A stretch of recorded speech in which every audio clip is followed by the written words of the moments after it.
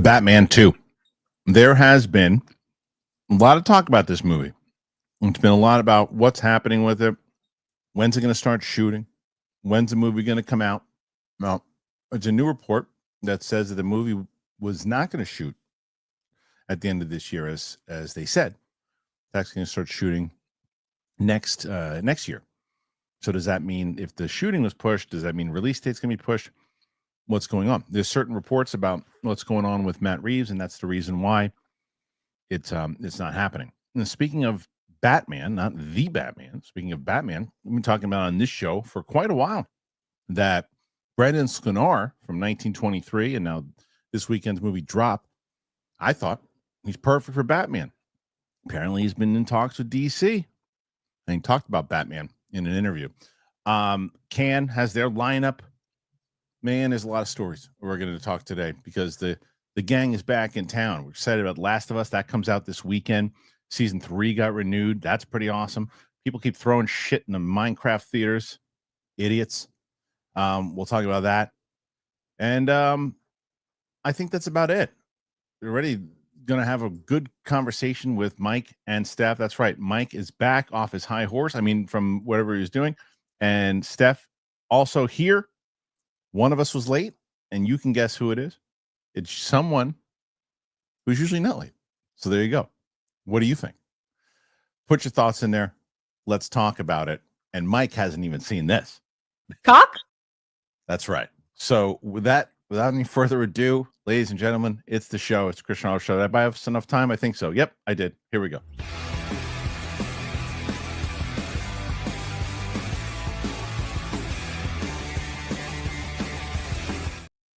Welcome back to the show, everybody. I'm excited to have you guys here. Last week's champ back again. Steph Hi. in the hizzy. It's stizzy. Like that? In this, yeah, that's I think a type of vape now, but that's cool. Good. Well, look at this. Bringing the smoke is Mike Kalinowski back in town. What's up, Mike? Oh, you're muted. That's sad. Well. No. Nice to have you muted again. Okay, you're No, right. I didn't move. It says the host muted me. No, not anymore. You're back. And so I'm when back. you were gone, Steph defeated Roxy. I know, man. Wow. But now you guys have an opportunity to beat Roxy again. All right. Oh, no. Where we at? 103. Okay. Okay. I think that's what Steph had last week. Steph had like 115 or 120. So I think that's definitely doable. So let's see what happens with Mike returning. We have a lot of stories to discuss. Hey, guys. what was that clip you showed? That was So I talked to Steph about this last week. It was hilarious. We were talking about Millie Alcock was a question that came up, and Roxy butchered her name at the first point. She didn't even say whatever she said, and I said no, it's Alcock, and she goes Alcott, and I go cock, and she goes cock, and that lives that clip lives on forever. So it lives in infamy forever. It's pretty wonderful. Cock? Yes. So that being said, we're going to jump into some of these topics. And the first one is interesting because it's the Cannes Film Festival 2025. That lineup is revealed. That's right. We've got it all revealed. This year's Cannes Film Festival lineup has been announced with movies by Wes Anderson, Ari Aster, Kelly Richardson, Richard Linklater, Oliver Hernandez, Jafar. Every one of these names. Come on. Jesus, what are you doing here? All right, go ahead, Mike. You do it. You can read it. Go ahead. All right, here we go. Go ahead. Start from the start. Lineup. Stop. Read the whole article from start to finish. Go. Yeah, I am. This year's Cannes Film Festival lineup has announced with movies by Wes Anderson, Ari Aster, Kelly Reichardt, Richard Linklater, Oliver Hernandez, Jafar Banana, and Joaquin Turrier. Yeah, go. Great. Go ahead. Keep going. Keep going. In competition of the Palme d'Or. Okay. It's officially confirmed that Chris McQuarrie's Mission Impossible: The Final Reckoning will have its world premiere at the Fest Out of Competition. Actors Scarlett Johansson and Harris Dickinson will be there to premiere their separate directing debuts from the Uncertain Regard section. There you go. You're doing great. Go ahead. Keep going. Mumble mouth. Among the most notable films are the ensemble like Edgington, The Phoenician Scheme with Paul Mescal and Josh O'Connor led 1910's gay romance tale. Oh my.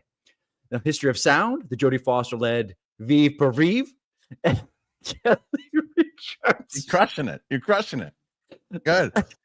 I don't even have my glasses on. And Kelly Richards, Okay. Vietnam War set, The Mastermind.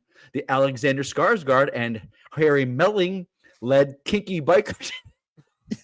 So That doesn't even sound like a sentence. is it fair to say Mike can shut his ass? Yeah, it's also That fair to even say makes sense. I didn't know anything you just said. No one knew anything he just said. So The 19 gay kinky biker. the 19 gay. The 19 That's gay. not even. Not even the date, just the 19 gay is what he says. So I like that he's laughing. Yes, for all the crap that you give me, and you can't even get 6 words out, like a mumble rap. Horrendous. That was so brutal. Oh.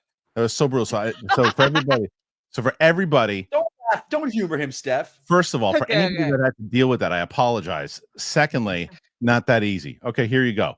This year's Cannes Film Festival lineup has been announced with movies by Wes Anderson, Ari Aster, Kelly Richard Linklater, Oliver Hermanis, Jafar Panahi, and Joaquin Trier in competition for the Palme d'Or.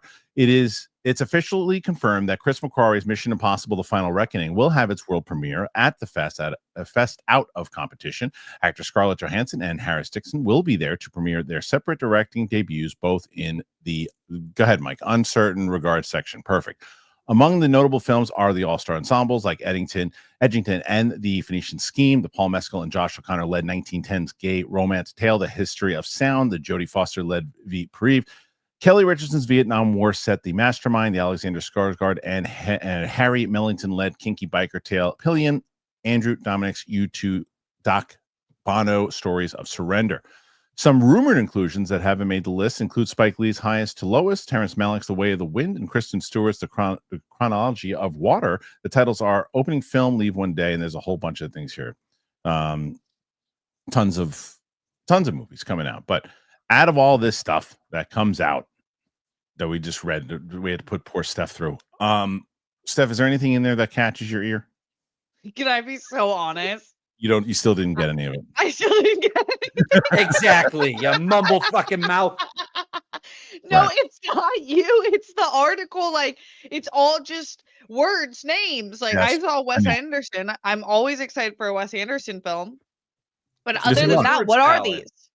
I know there's a lot. I mean, look, you know what it is. This is what the answer is. The answer is you can read a lot of stuff. With Steph is 100% correct. You hear all these names, you go, "Oh, that's a name I know. That's a name. That's probably a name that is either going to be, oh, it's Terrence Malick." So people are going to be raving about it or saying how long and boring it is. So this is interesting to say the least. However, we have to find out once they debut these things, and you never really know even when they do. Right? Like you could have rumors that something was great and got a 75-minute standing ovation, and then another one that everyone thinks stinks that turns out to be good.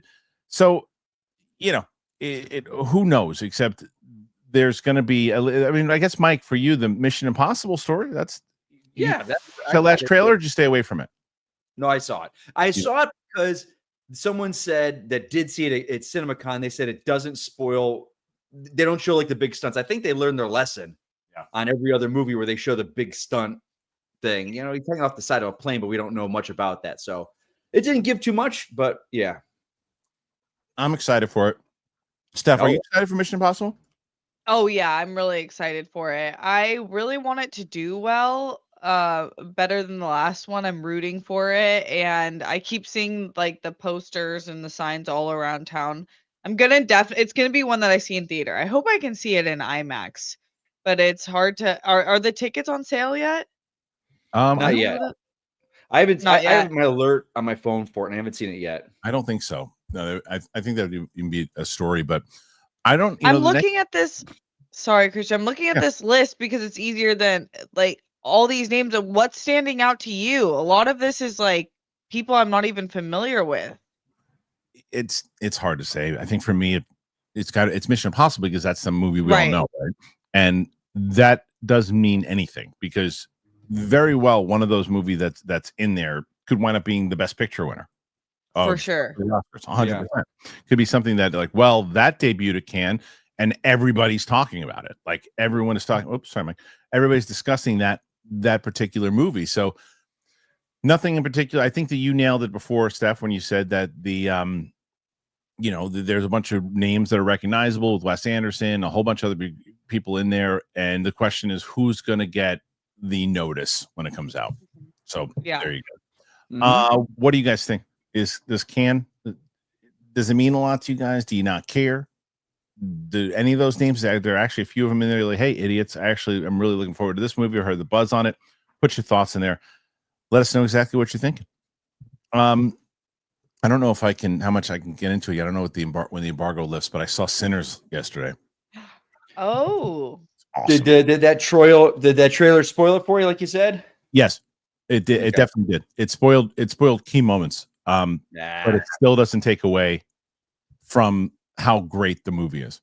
I'm so happy. I loved the movie. I really did. I just like Ryan Coogler's style. Because a vampire movie, I'm not one of these people that, oh, here we go, vampire movie, can't wait to see it, sign me up, any vampire movie. I'm actually the opposite. It's like I've seen the vampire movie 1,000 times. What's different?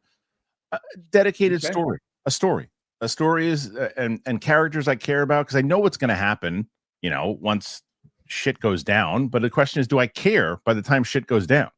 And the answer is yes. And Michael B. Jordan does such a great job as the twins. Yeah, that's exciting to hear because I think he's a really great actor in the roles he's chosen, but I've always wondered about his range. And I was like, because you see there's some of the greatest actors are the ones who can pull off playing multiple characters in the same movie. So that's exciting to hear. There was like a distinction between you can tell, when it starts, you have to figure out, okay, that one is Stack and that one is Smoke. Okay, I think, and they do it well. The one's got a blue hat, one has a red hat to let you know who's who. But you start to realize pretty quick as you're watching because of the personality traits and the story and what's going on.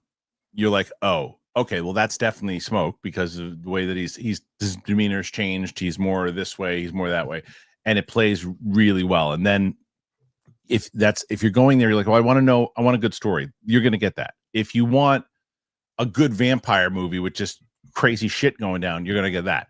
If you want great music, you're gonna get that. Ludwig does it again with the score. It's like, and not just, and it's what he's so good at it. There's a scene that happens, and I'll just say there's a scene that happens. I don't even want to give it away. That it's kind of music. It's very music based, and in any other movie, if they would have done it I would have been like, what? Why is that relevant to anything? But the way that it's set up through the story and everything else, I was like, this is artistically like really, really like smart, beautiful, and I understand what they're going with. I really liked it a lot. I really enjoyed them, and it's great in IMAX and surround sound. Oh, the sound is so great. Oh, that's so cool. Yeah. I'm gonna get my tickets. I want to see that opening weekend. You'll love it. I guarantee you'll love it. Mike, I don't know, Mike, because when it comes to vampire films but you like Coogler though, right? I do. I mean, I like Michael B. Jordan, so then you'll like. I'm curious because I don't really hear much about this, like in film Twitter. You know what I'm saying? Like there's just not the buzz for it. So I hope it's what didn't cost a lot and we'll have some legs with it. I doubt that it did. I don't think it. I mean, you got a big cast: Haley Steinfeld, Michael B. Jordan. But I don't know because it's like really one location, really. Yeah. I mean, hopefully it was for the majority. I feel like it was I don't know, for me, the title never stuck. It's starting to like stick now. Finally, I'm like, okay, Sinners, but I kept saying the Ryan Coogler, Michael B. Jordan movie. Yeah, but it's so relevant to the movie. Okay, that's cool then. Okay, so relevant. So let's see. They says it cost around $90 million because they shot it on IMAX. There you go. I really hope people see this movie. I really do. It's like it's one of those movies though that even if people don't see it, it won't hurt Ryan Coogler at all because it's brilliantly directed. I think this sounds like a one that word of mouth is going to help it. I think probably have legs. Yeah, how about Minecraft though? Isn't that crazy? How about that movie doing? Insane. Christian, didn't I say I feel like this might be, and I would hope for it to be like a Mario Brothers, where it just like does insanely well in theater. It did better than Mario opening weekend. That's crazy. It made $300 million overall. Someone we were talking about this, and they made a great point. It's like, well, it's you got to remember, there's a whole generation that love IP that they don't want their parents' IP. Yeah. Well, we're gonna get into Minecraft in just a second. So let me okay. Let me just close out with this. Sinners, reactions are out there. Do you guys want to see the movie? What are your thoughts? Let me know. All right. So speaking of Minecraft, we're gonna start getting into what's been going down with Minecraft, not just the money, but all these idiots throwing popcorn everywhere. Cinemas, rightfully so, unhappy with the messy Minecraft meme. While the Minecraft movie seemingly saved the box office after a sluggish start to the year, it's not fair. It has also come under fire for the bad behavior of patrons attending screenings of the film, reports The Guardian. It all ties to one scene in which Jack Black calls out chicken jockey at the appearance of a baby zombie riding a chicken. This has become a meme spreading like wildfire on TikTok that encourages filmgoers to disrupt screenings of the movie. Footage has emerged all over social media of audiences engaging in rowdy behavior, cheering, throwing buckets of popcorn and other candy, shouting during the film, and some even bringing live chickens. The result is cinemas being left with significant messes for theater staff to clean. Online talk about the behavior has drawn widespread criticism online for its disrespect towards cinema employees, often underpaid. Often underpaid? Let me reread that. Online talk about the behavior has drawn widespread criticism online for its disrespect towards underpaid cinema employees and other patrons, and the larger debate about etiquette in public spaces. Cinemas themselves have had enough, with several UK cinemas warning audiences members will be ejected if they disrupt screenings too much. Cineworld is steering more vocal fans towards special screenings of the film where people can let your hair down and shout chicken jockey. The talk comes as the film's director, Jared Hess, indicated this week he's keen to return for a sequel, which was teased in the end credits. While it was also revealed that UK comedian Matt Berry was up for the role of Steve, but was prevented by scheduling conflicts, Jack Black ultimately took on the role.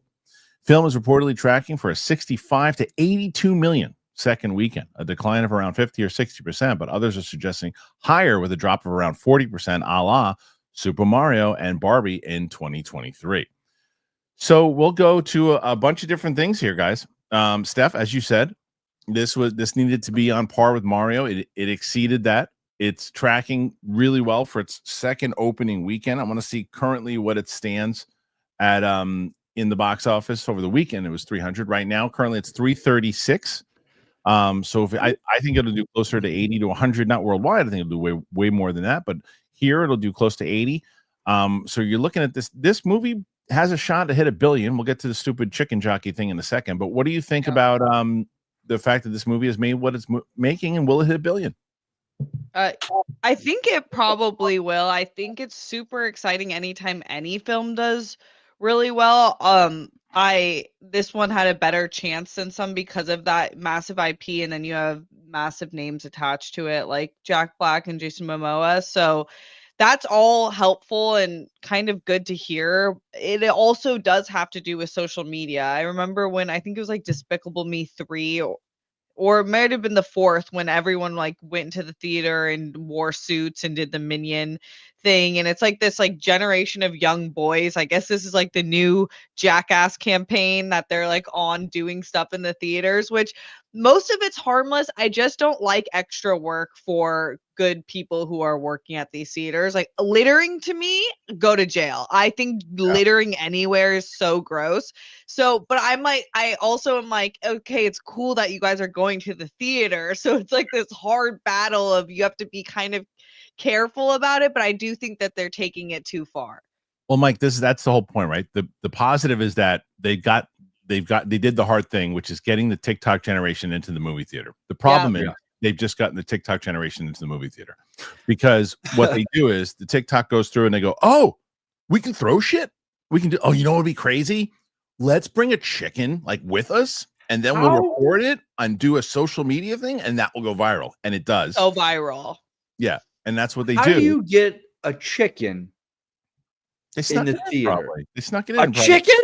Dude, whatever I saw the video. They have a chicken, and there's like, needless to say, we weren't invited back.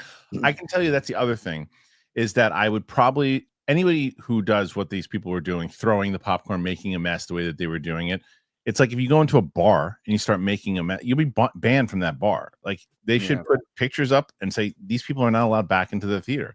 It's like you want to do it in the same way that like we were talking about. Remember when Wicked came out? We were getting annoyed with people like singing in the theater. Right. And people are throwing no disregard to the people, like there were like parents who took their kids and they're getting sprayed with soda and shit too. It's like it's not right. Or what you do for something like this, the theaters wanted to, they pick one theater that they have in the establishment, and they pay extra the theater employees extra money and say, look, we're going to do a special screening where people can throw shit and do a bunch of stuff. We're going to put stuff on the floors. We're going to tarp it down, and maybe we'll get some extra people in here, but you'll get paid double or triple what you normally would to come in and stay and clean this shit up. And then you say, okay, that's the screen that you do it. You don't get in trouble if you do it because we're asking you to do it. But if you do it here, you're out. You're never coming back. And you'd be banned across AMC's or whatever theaters like indefinitely for a year, 2 years, 3 years. Yep. What happened? Get cut off? Oh, I thought you were talking to Mike. Yeah, I think that would be actually perfect. Like that would be a perfect idea. This is why they need parents running all things, because that was a parent idea right there. You were like, how do I let them have fun while not torturing everyone else? Right. I think that would be perfect, especially the ones if they do have like quite a following and have money to pay for that. Then I'm all about, organized chaos. Do what you want if you're not just like totally harshing I always say be the vibe, don't ruin the vibe. That's ruining the vibe for the entire theater. But not to them.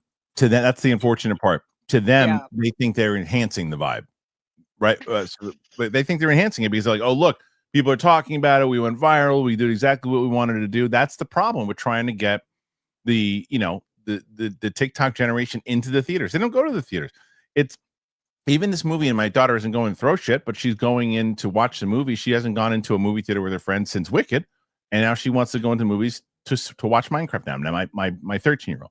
So I don't know, Mike. What do you make of all? Do you think you and I probably wouldn't disagree with you? You think they all should go to jail? No. No. I mean, like. Man, we've reached, and again, it's a generational thing as I get older. We've reached the age where, like, look, just see on TikTok daily, people, because they get the clicks and they need that adrenaline and they need that what's the dopamine hit of, oh my God, I went viral, where they're hitting people in Home Depot with pillows or Target with pillows, pretending they're throwing pillows on people. Like, they're going to piss the wrong person off, and they're going to get, they're going to fuck around and they're going to find out. They're going to sit in the theater. They're going to throw a chicken at some guy. A guy's going to stand up and lay one of these kids out. And then that's going to be the end of it. Like, hey, man, I was there for Endgame shouting and screaming, and it was awesome. But it's a fine line. It's a fine line. Because look at, perfect example what you said. Look at Rocky Horror Picture Show. There's theaters designed for that, and they know what they're getting into. Right. You're going to the AMC on Saturday night.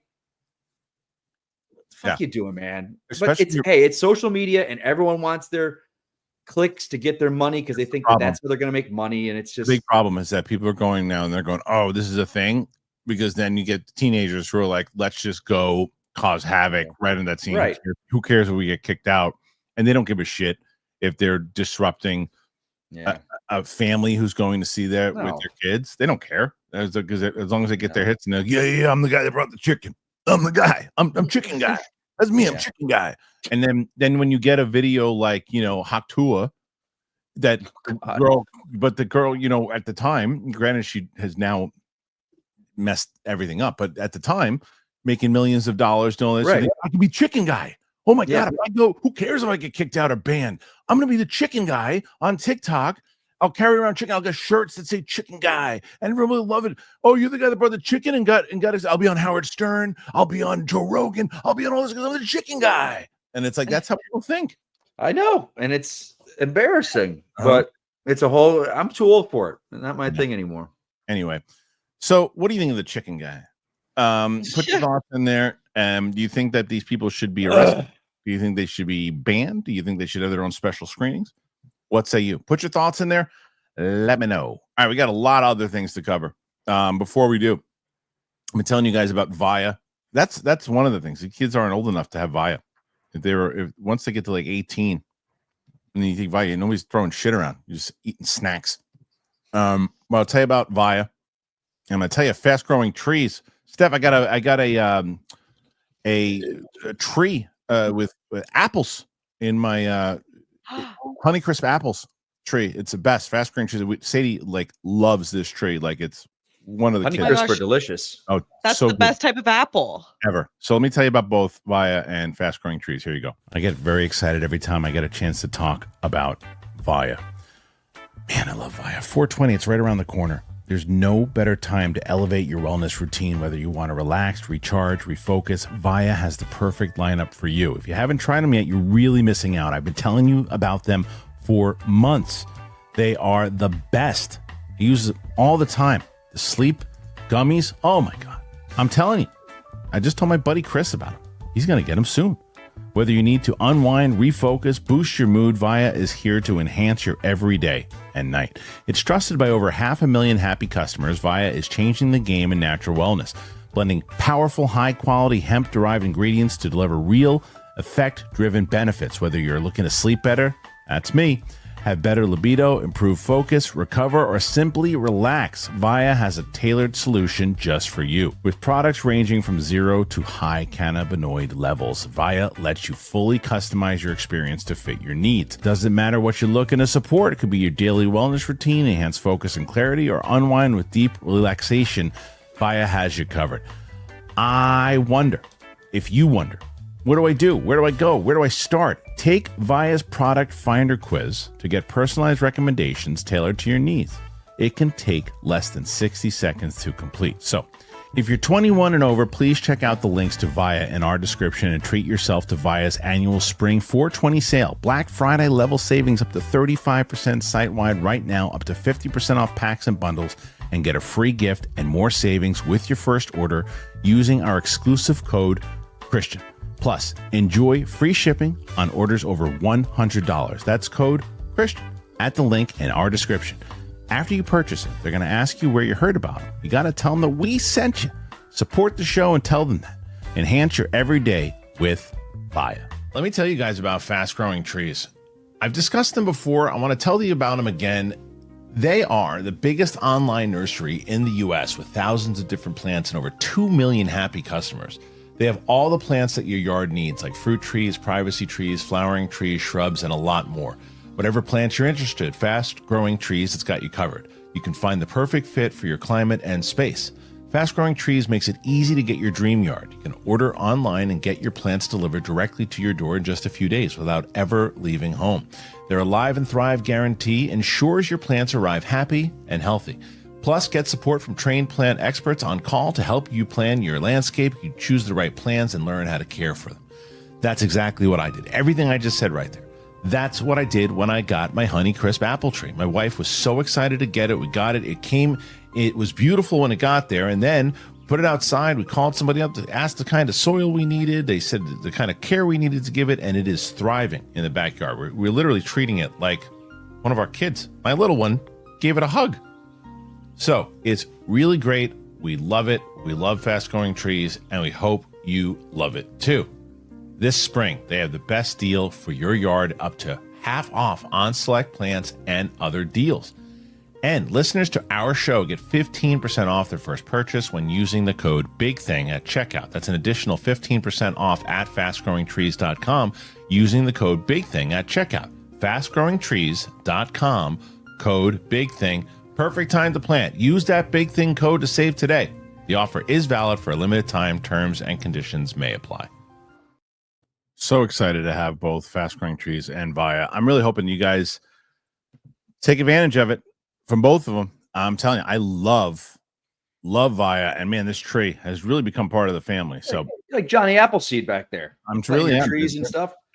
Chris, man, when they send it, we can't wait. We're gonna take. We have this thing ready to go. It really is. I'm not even kidding you. Like, you should have had these when we used to have it at your studio. That way, I could come by and have an apple on my way in. No, we had lemons, but no apples.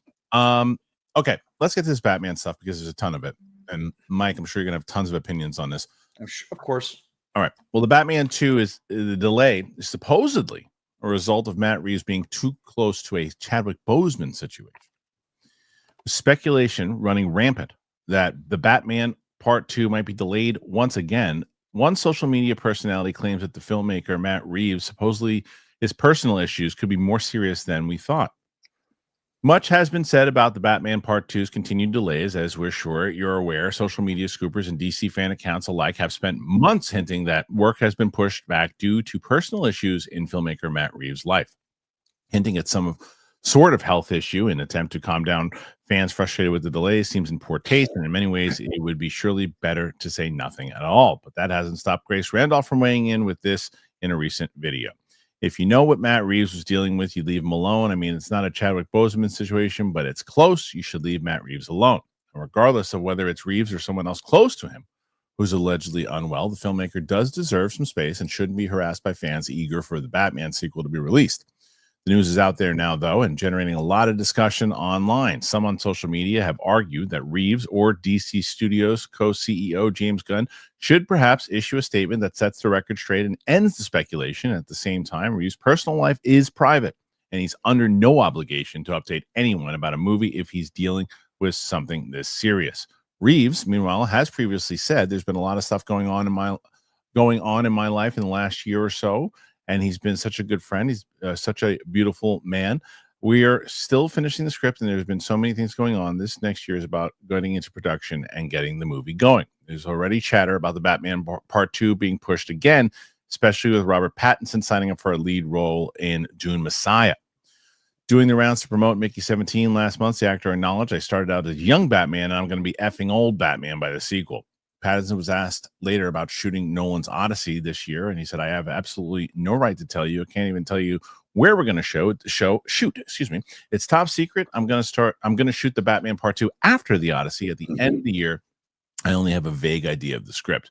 Pushed on whether The Dark Knight will square off with the Joker, Pattinson teased, I don't know, potentially.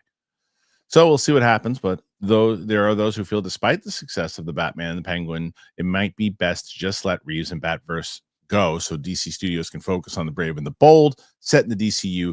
The movie is expected to revolve around the Dark Knight. The Batman Part 2 will be released in theaters on October 1st, 2027, unless, of course, it gets pushed again, potentially pushing it to 2028. It doesn't say that, but that's what we've been speculating. So I got to go to Mike here because Mike's been pretty close to this thing, and he's been talking about this for quite a bit. It has had that similar opinion that they shared on Comic Movie at the end that maybe, it's time to let this one go with the rumors and the potential of what Matt Reeves is going with. Where do you stand on all this? It's tough, man. I hate that. I'm glad the person mentioned who it was in the article because I didn't watch the video, but I'm like, it's just in poor taste. Something's going on behind the scenes. That's just not it's not our response. It's not our right to know. They're not owed us anything to tell us why it's taking so long or whatever. If it's a personal thing, let them deal with it. And if Gunn has said, hey man, deal with what you're dealing with, and that your pocket universe is going to be there for you when you want to get to it. That I think that's the way to go. But seeing Pattinson now adding more to his plate, I think that's a sign that they're not shooting that. I mean, someone made a good point. It's very similar to Blade. Yeah. Like after a while, you got to go, hey man. I mean, Blade we're 6 years now since he was announced. We're going to be pushing 4 before they even start filming this from the release of the last one. I mean, at what point do you go? We had one great movie and we had a good TV show. There's been Batman forever. We've had, not the title of the movie, but just we've had so many Batman that we're going to have another one. But the audience is what you do need, and what you do are owed, I think, is who is the new Batman in this DCU. Like, we need to know who that is if he's going to be the linchpin of this universe, which Gunn has pretty much said he is. So I've said it. I think the Batman series is done. And look at what, like, the idea that Clayface was going to be Reeves's villain, but then they liked it so much that they kind of made it its own thing and made a movie for it. And then they love Colin Farrell as the Penguin, but he's going to be Sergeant Rock now. Like, everything that's great in that, they're pulling from it. You know, so I'm kind of reading tea leaves here that I think that franchise is done. What do you think, Steph? You hear, I mean, everything we just talked about here, from the rumors, what's going on with Matt Reeves, to the potential delay. It's a layered article. So everything that you think about this, what say you? I think that I don't know what the relationship between him and Grace the YouTuber is, or what that is there, but I feel like it is Matt Reeves. He should be either not saying anything or saying something, or having someone say something, because we're not owed anything. I'm a real believer in that. They do not owe us anything other than, what their announcements are, and whenever they're ready to do that. And I feel like he didn't give a promised date necessarily, like this is for sure going to come out on this date, and there's nothing that can possibly go wrong. And I do think, like, the Boseman situation, it is a good situation to learn from, that none of us know anything, and if we don't have something nice to say, we really shouldn't say it. And speculating, especially on someone's appearance or lack of appearance, is just usually wrong. So I'm not like, I feel like we shouldn't press this man for anything, but I do think eventually it's like he shouldn't feel too much. I hope he doesn't feel too much pressure, because I do feel like there are people like me who would love to see the second movie in the Batverse that he's created. But I'm also like okay with that, not, especially with how DC is going. It's like that's totally okay, and I feel like I hope that he feels comfortable enough to do whatever he needs to do and not have to deal with this. Well said. And I think that that's what fans have to also realize. I think all three of us want to see the Batman Part 2. I mean, all three of us want to see that movie. From a great continuation of what the first movie was, from everybody involved, from the great filmmaker that Matt Reeves is, everybody wants to see that movie. But there comes a time where we also don't know what the actual situation is. I don't think, I think that Matt Reeves, if there is something personal, whether it's something medically with him, medically with someone he loves, I think that's his responsibility, not his responsibility, sorry, his prerogative and he should be the one that is saying it, not someone else. Unless it's out there first, it should be him, because that's personal to him.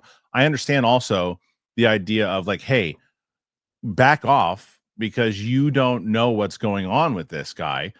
I think that could have been said. I don't think mentioning Chadwick Boseman was the way to go, to be honest. But I think, again, we don't know what it is. We don't know what the thing is. But it's also, I see what she was trying to do. Because she's been an advocate for him. She's been someone who's been a fan of Matt Reeves and wanting to see this movie, and she wants people to back off. But overall, I think that's his choice and what he wants to do. We don't even know what it is. But that being said, then you go into what Mike said earlier, the DCU Batman. At that point, if they shoot this movie in 2026 and it comes out in 2027, 2028, we're not going to get a DCU Batman by then. And what if we do get a DCU Batman by then? It's too confusing. And I understand the people who watch this show is like, I can deal with it. I know both back and forth. Please think of the general public. If you've got a Batman movie, two Batman movies within 6 months of each other, and you're trying to team them up with the new Superman, one of them is like, well, who's that one? Who's that one? Wait, what is that? Didn't they just put a Batman out? To people, again, that follow this type of show and everything, you guys are going to get it. It's not going to be confusing to you at all. There are people out there who don't know what the hell's going on if it's that close to one another. So I hate to say it because I really want to see it. I think that maybe it's time you let Matt Reeves focus on the stuff that's important in life and family and whatever else is going on. And then whenever he gets back, he does something big and we all go and watch it because that's what he's going to do. Robert Pattinson booking a bunch of stuff should be very telling. That's all I'm saying. Yeah. Mike, you're muted, but that's okay. Sorry. No, it's not. I get so much shit for this online for the Mahershala Ali situation where I was just like, when he signed into the new Jurassic series, I was like, he's done with Blade. Like, because Pattinson's different, but for Blade, just think of how many opportunities he passed on because, oh, we're going to film next month. Can't shoot that. Oh, you're going to film next month. Can't shoot that. You're going to film next year. Can't shoot that. Yeah. So he was like, I need a franchise. This is ridiculous. Yeah, I'm out. Pattinson stacking what he's got the Odyssey and then Dune 3. Like, and those are not small little independent films that he can knock out in a month and a half. Right. He's going to be filming those for 6 months each, probably. Depends Like what the roles are. Depends what the roles are, but you're probably right. Yeah, but still, like he's stacking his calendar, planning work for the next few years. So it's not it's not like he's a side character in the Batman. He's the lead that will be there every day almost for filming. So it's very telling that it's not saying that it's telling that it's done, but it's not happening anytime soon. Yeah. All right. So here's the question on the spot. Steph, are we going to see the Batman 2, or is this movie going to go away? Go away. You think it's I don't want it to go away. It's going to go away. Yeah. Mike, you've been pretty clear on it, but just to reiterate. Yeah, I think I don't want it to because we're this small little bubble that you can have 3 different Batman out there, different films, and I understand it all. But to people like my parents or people of our age that are not into the world of film Twitter, it's you can't do it. And again, it was the bad accident or whatever of the timing of Gunn taking over DC that Batman film taking off. It just, it was so I think it's done. It was one of the few things that was working for DC before he came aboard. And someone in the chat said, "You're selling people short. They'll get it." No, they won't. No. They don't even know. They don't. Some people don't even know certain movies are coming out and who certain actors are. They're not going to know. You're a film person. You wrote that. You're a film person. You get it. And they even said, like with the whole oh well. Jaime Reyes is Blue Beetle, and he'll be part of it. No, that actor, he was great in the role of that movie. You think he's going to come back? No, I guarantee they'll do Ted Kord. They won't. They won't do a new Jaime Reyes. They'll do Ted Kord, the original Blue Beetle. I think Shola will be back. I don't think so, but hey, but it's not confusing. But that's not confusing like the Batman. No, it's not a Batman situation. Plus, and I hate to say this because I didn't mind the movie either. Not a lot of people saw Blue Beetle. So that's what I'm saying. Yeah, so it was the Batman was right. A very big success. Yeah, and Robert Pattinson's a big movie star. So anyway, this situation kind of stinks overall. What do you guys make of it? Do you disagree? Do you think we are going to see the Batman Part 2? Put your thoughts in there. Tell us, or do you think it is going to kind of go the same way that Blade and these other movies have gone? So really want to hear your thoughts. Make sure you do it. Let us know. And if you aren't subscribed to the Clips channel, please, Kristian Harloff Clips, just type that in there. We are clipping out this show every single day and putting it on the Clips channel. Didn't want to clog up this channel for people who have subscriptions and stuff, so it's not on this channel. It's on a separate channel. So there you go. You got clips that you want to see. Okay. We're talking about Batman. We're talking about Batman in the DCU. Well, I've been talking about Brandon Sklenar on this show since I saw it 1923 for the first time. He's got a new movie coming out called Drop this weekend, which I also saw. But he was asked about Batman, and he addressed whether he's had talks with DC Studios, and he opened up about being a fan favorite pick. This is coming from Screen Rant. Since the Brave and the Bold movie is set to cast a new Batman, a popular casting choice for the role shares an update about his potential DC Universe future, with the DCU rebooting numerous heroes and villains for the James Gunn and Peter Safran franchise. The Dark Knight will be one of many Justice League characters reimagined. While Andy Muschietti is set to direct The Brave and the Bold, the movie is still in development process, meaning casting has yet to begin, though that hasn't stopped the rampant speculation on who will play the new Bruce Wayne. In an interview with Screen Rant's own Ash Crossan for his new film Drop, Brandon Sklenar was asked how he feels about being one of the popular fan casting choices for Batman in the DCU. He elaborated on being asked about it by both fans and press, and Sklenar stressed that he embraces it, stating the following. He says, for Batman? Let's keep running with that. That's something I've wanted to do since I was a little kid, and I've never even talked about it. It just started happening, and I was like, this is cool. And now maybe, hopefully, it happens one day. I'd love to do it. It's literally a childhood dream to do something like that, specifically that character. If I were ever to do any type of thing in the superhero space, that's what it would be. Sklenar was also asked if he had any calls with DC Studios about taking on the role of Batman in the DCU franchise. In response, Sklenar said he thinks there's some awareness of the idea of him being a popular pick to play the next live-action Dark Knight, stating the following. Yeah, I think there's some awareness of me on some level, probably, but yeah, I know they're a ways away from doing that, but yeah, obviously the little kid in me and the adult in me is like, this is cool, and I have a bunch of ideas. Anyway, it'd be cool. So they also said what Brandon Sklenar's Batman casting comments mean, as many fans have been sharing their support for wanting to see Sklenar as the Batman in the DCU. It's no surprise that it's a huge deal for the actor himself. Positive feedback about the potential casting, with Batman being one of the biggest roles in all of Hollywood. The competition is going to be insane, to say the least. And this will be the gig of a lifetime for any actor who gets cast in the Brave and the Bold movie. But with this also taking place in an interconnected universe, whoever gets cast as Batman will have the chance to portray him for many years to come. When it comes to Sklenar's comments about whether or not he has actually met with DC Studios, it wouldn't come as a shock if Gunn and Peter Safran are paying attention to some of the buzz happening about his fan casting. Since Gunn has a social media presence, it would make sense that he has at least seen people talk about the prospects of Sklenar in Batman and the DCU, even if they aren't actively having conversations for the time being. Only time will tell if he is cast as the Cape Crusader, and they give their whole take on the Batman casting. You check that out on Screen Rant. Okay, so I'll start with this. This guy is going to be a major movie star. He is going to be a major movie star. The question is who's going to land him first.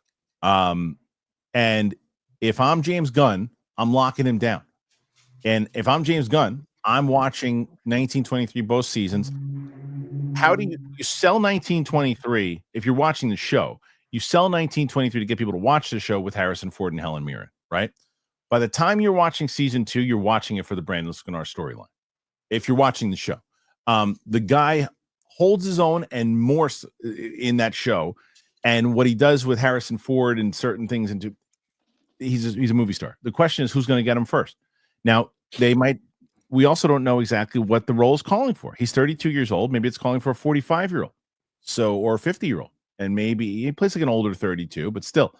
So the question is, will they put him in something, or who's going to get him first? That's really what it comes down to. And Mike, if there was ever a show you should watch, it's 1923. You don't have to have watched any of the other stuff to know what's going on. I say it for two reasons. One of the reasons I just gave you is Sklenar. Timothy Dalton is fantastic in the show. He's fantastic in the show. He's I won't even tell you. You should just watch both seasons. You'll dig it. You'll really dig it. And I want you to watch it because I want to know, because I'm assuming that you don't have a clear opinion of this guy yet because you don't really know his work, right? I've just seen the pictures of him, and stuff, and I think the problem is it's almost reaching that fever pitch of like they won't cast him just because of that, because it's the fan casting idea, like to a certain extent what they did with John Krasinski. Like he would have been a great Reed Richards in the MCU as Reed Richards. Instead, they went like, oh, we're going to make a jokey cameo about him because everyone wants him, instead of taking him seriously in the role. So I have a fear that this guy, the hype train is going to hype with it. And again, we don't know the script yet. He might not even be the right character for the script, or they do the audition and they're like, we're not getting from you what we want for this Batman. So we'll consider for something else. There's so much involved. Right now, it's just, for the most people, it's, hey, this guy looks really good at his Batman, which I get it. I think he does look. I've seen a lot of fan art of him, and I was like, that really works for me. But also a big thing against it is Jensen Ackles, where the fans have wanted him for years, but it's like, he was my number one choice until we started. Oh, I never thought he would be a good Batman ever. I like the guy, but you also didn't watch The Boys. I would have still. No. I'm telling you, I wouldn't have chosen him either. I would like the guy from Supernatural. That doesn't work. But then I saw what he did in The Boys, and I'm not saying he's not a good actor. But he can play that. Work for me. He can play it, but anyway, someone's talking about that he's too young to play the role. The movie is about 4 years away, right? But let's say 3 years away at the very least. 3 years away, he'll be 37, 38. He already plays older. Right. Someone said he looks like a kid. He could play Nightwing. What are you talking about? Have you seen I never thought he looks young. I never thought he looked young. Yeah. So again, just the fan art I've seen, he looks great. Like he just has this good look. Steph, what do you make of all this? Do you think that Sklenar could be the guy, or do you agree with Mike that maybe the hype train will pass it by? I think he could definitely be the guy. I don't think James Gunn has been the type of director, showrunner, or any position he's in to really care necessarily about how big an actor is. I feel like he does a really good job of matching kind of big names with lesser known names. But it could, but I don't think he's reached the zeitgeist like that. I mean, he might have a fan casting, but we've seen that work out in people's favors, like Ahsoka. There was this Right. That's right. similar, That's right. Yes. Yeah. with Rosario And Dawson Ash and and Ash was actually responsible for that as well. Oh, really? Yeah. That's funny. I hope it happens then, just so Ash can have like Track record. No. Yeah. No. So I don't think there are certain creators, like I would say, like a Dave Filoni and a James Gunn, who strike me as like almost liking that. Like I don't think that they would shy away from that if the person was right for the role. So I think that it could definitely be it. And I don't think, Yellowstone is a big show, but it's not like Game of Thrones yet. No. And I don't know if it will ever be like that. So I don't think it's too big where it's like, oh no, that was the obvious choice. I do still think that he is really, really growing in his popularity. It might be a perfect time for that. And I saw a drop, and it's an interesting premise, right? The movie. I was supposed to see 4 movies this week. I only saw 2. Bummed. I missed my screening on Monday because I was shooting a show with Matt Sarah. I missed my train. I missed The Amateur, which I really wanted to see. I missed it. And then yesterday, I was in the city when saw Sinners in the Morning. I was supposed to see Warfare, which I've heard nothing but great things. And I missed it because I had to get back with some family stuff that was going on. And I had to get back to the house, and I did. But I did see Drop on, I think it was Tuesday. And he's in that. He's very good in the movie. I think he's underused. He's got a prominent role, but I think the character is kind of underused. So, but he's good with what he's given inside of it. But I thought that Megan Fahey is obviously the one they're pushing in that movie because of the stuff she's done with White Lotus and other things too. So she's the one that is kind of front and center. And the premise itself is pretty interesting. It had me for the first 2 acts, and then it gets so chaotic at the end. I was like, oh, it's kind of goofy by the time you get to the end. But everything else leading up was pretty interesting, and it's a good time in the movie theater. I can say that. So Okay. But Sklenar, to me, I think in the same way that and it's hilarious because I see these comments that are going through, and it's very similar to when Roxy and I said that Robert Pattinson would be a good Batman, Cloud Alive, and I got the same thing. What are you talking about? It's crazy. He wouldn't be good as that in that role. There's people and I'm so curious. Some of these people were talking about it. If they've even seen 1923. I wonder if they've even. I'll bet they're the people. And again, I've seen this that are like, Alan Rickson is Batman. No way. Absolutely not. I love him. I think too. his Reacher, if he does Reacher and that's all he does the rest of his life, phenomenal. But he would be a terrible Batman. And I'm not saying from an acting standpoint. The guy is a brick shithouse. And Batman's 6'2" and 250 pounds. In a comic, it can work. Not in real life. It just doesn't. No. So that's what I think. I think he'd be great in the DCU. I love Shazam. He would be a phenomenal Shazam. He would have been good as He-Man, to be honest. Yeah. He would have been good as He-Man. And we have some of that news in a second too. But I got to ask you guys in general about whether it's Sklenar's comments. What do you think in general? Have you watched 1923? If you're going to comment, say I don't think he's the right guy for the role. List in what you've seen him in when you say that. Before you say that, or if it's just the look, be specific in what you're saying. So put your thoughts in there. Let us know exactly what you're thinking. And if you don't think it's him, who do you think it should be? Let us know in the comments. We want to know. All right, this show used to be called the Sith Council because we used to talk about Star Wars news all the time and all this stuff. And it just hasn't had that magic. It hasn't had the love. We changed it a while ago because we just haven't been that excited to talk about Star Wars the way that we used to be. But there's a new movie coming out, and it is Shawn Levy's movie, and everyone thought that it might be the next one after The Mandalorian and Grogu. So what will this movie be? When will we see it?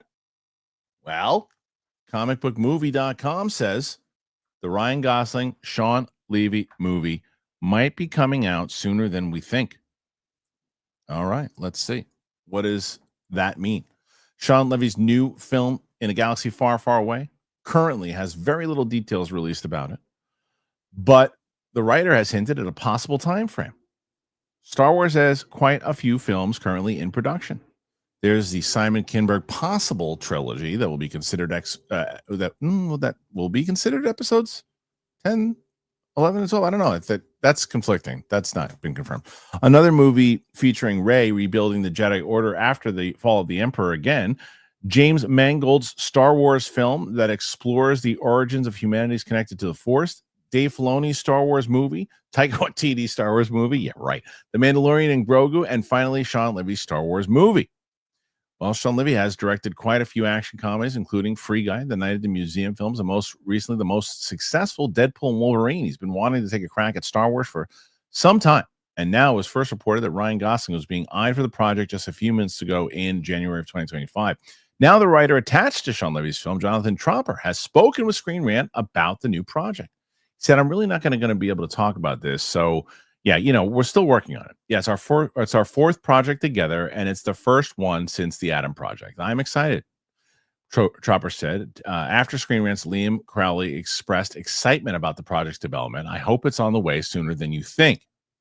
Unfortunately, that's not a lot to go on. Sooner than you think could mean almost any time. We know that production on the movie will be starting very soon, so this might corroborate those statements, but it also might be wishful thinking from a writer excited about a Star Wars project who he wishes could say more.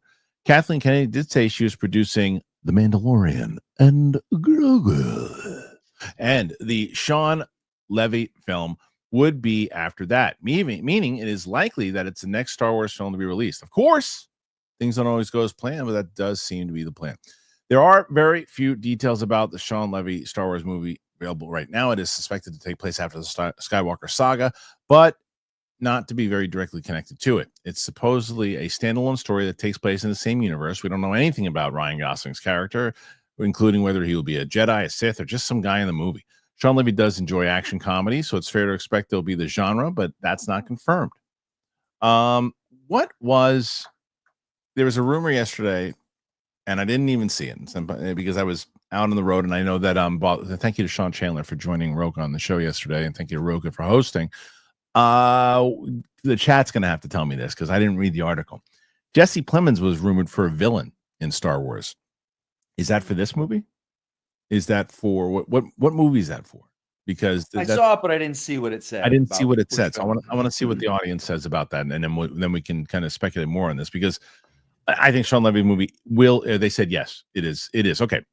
So that to me makes sense. That if the rumors, and there's also a rumor Jodie Comer I assume that this movie also. If that's the case, of course this movie is going to be the next one out. And Kathleen Kennedy said as much.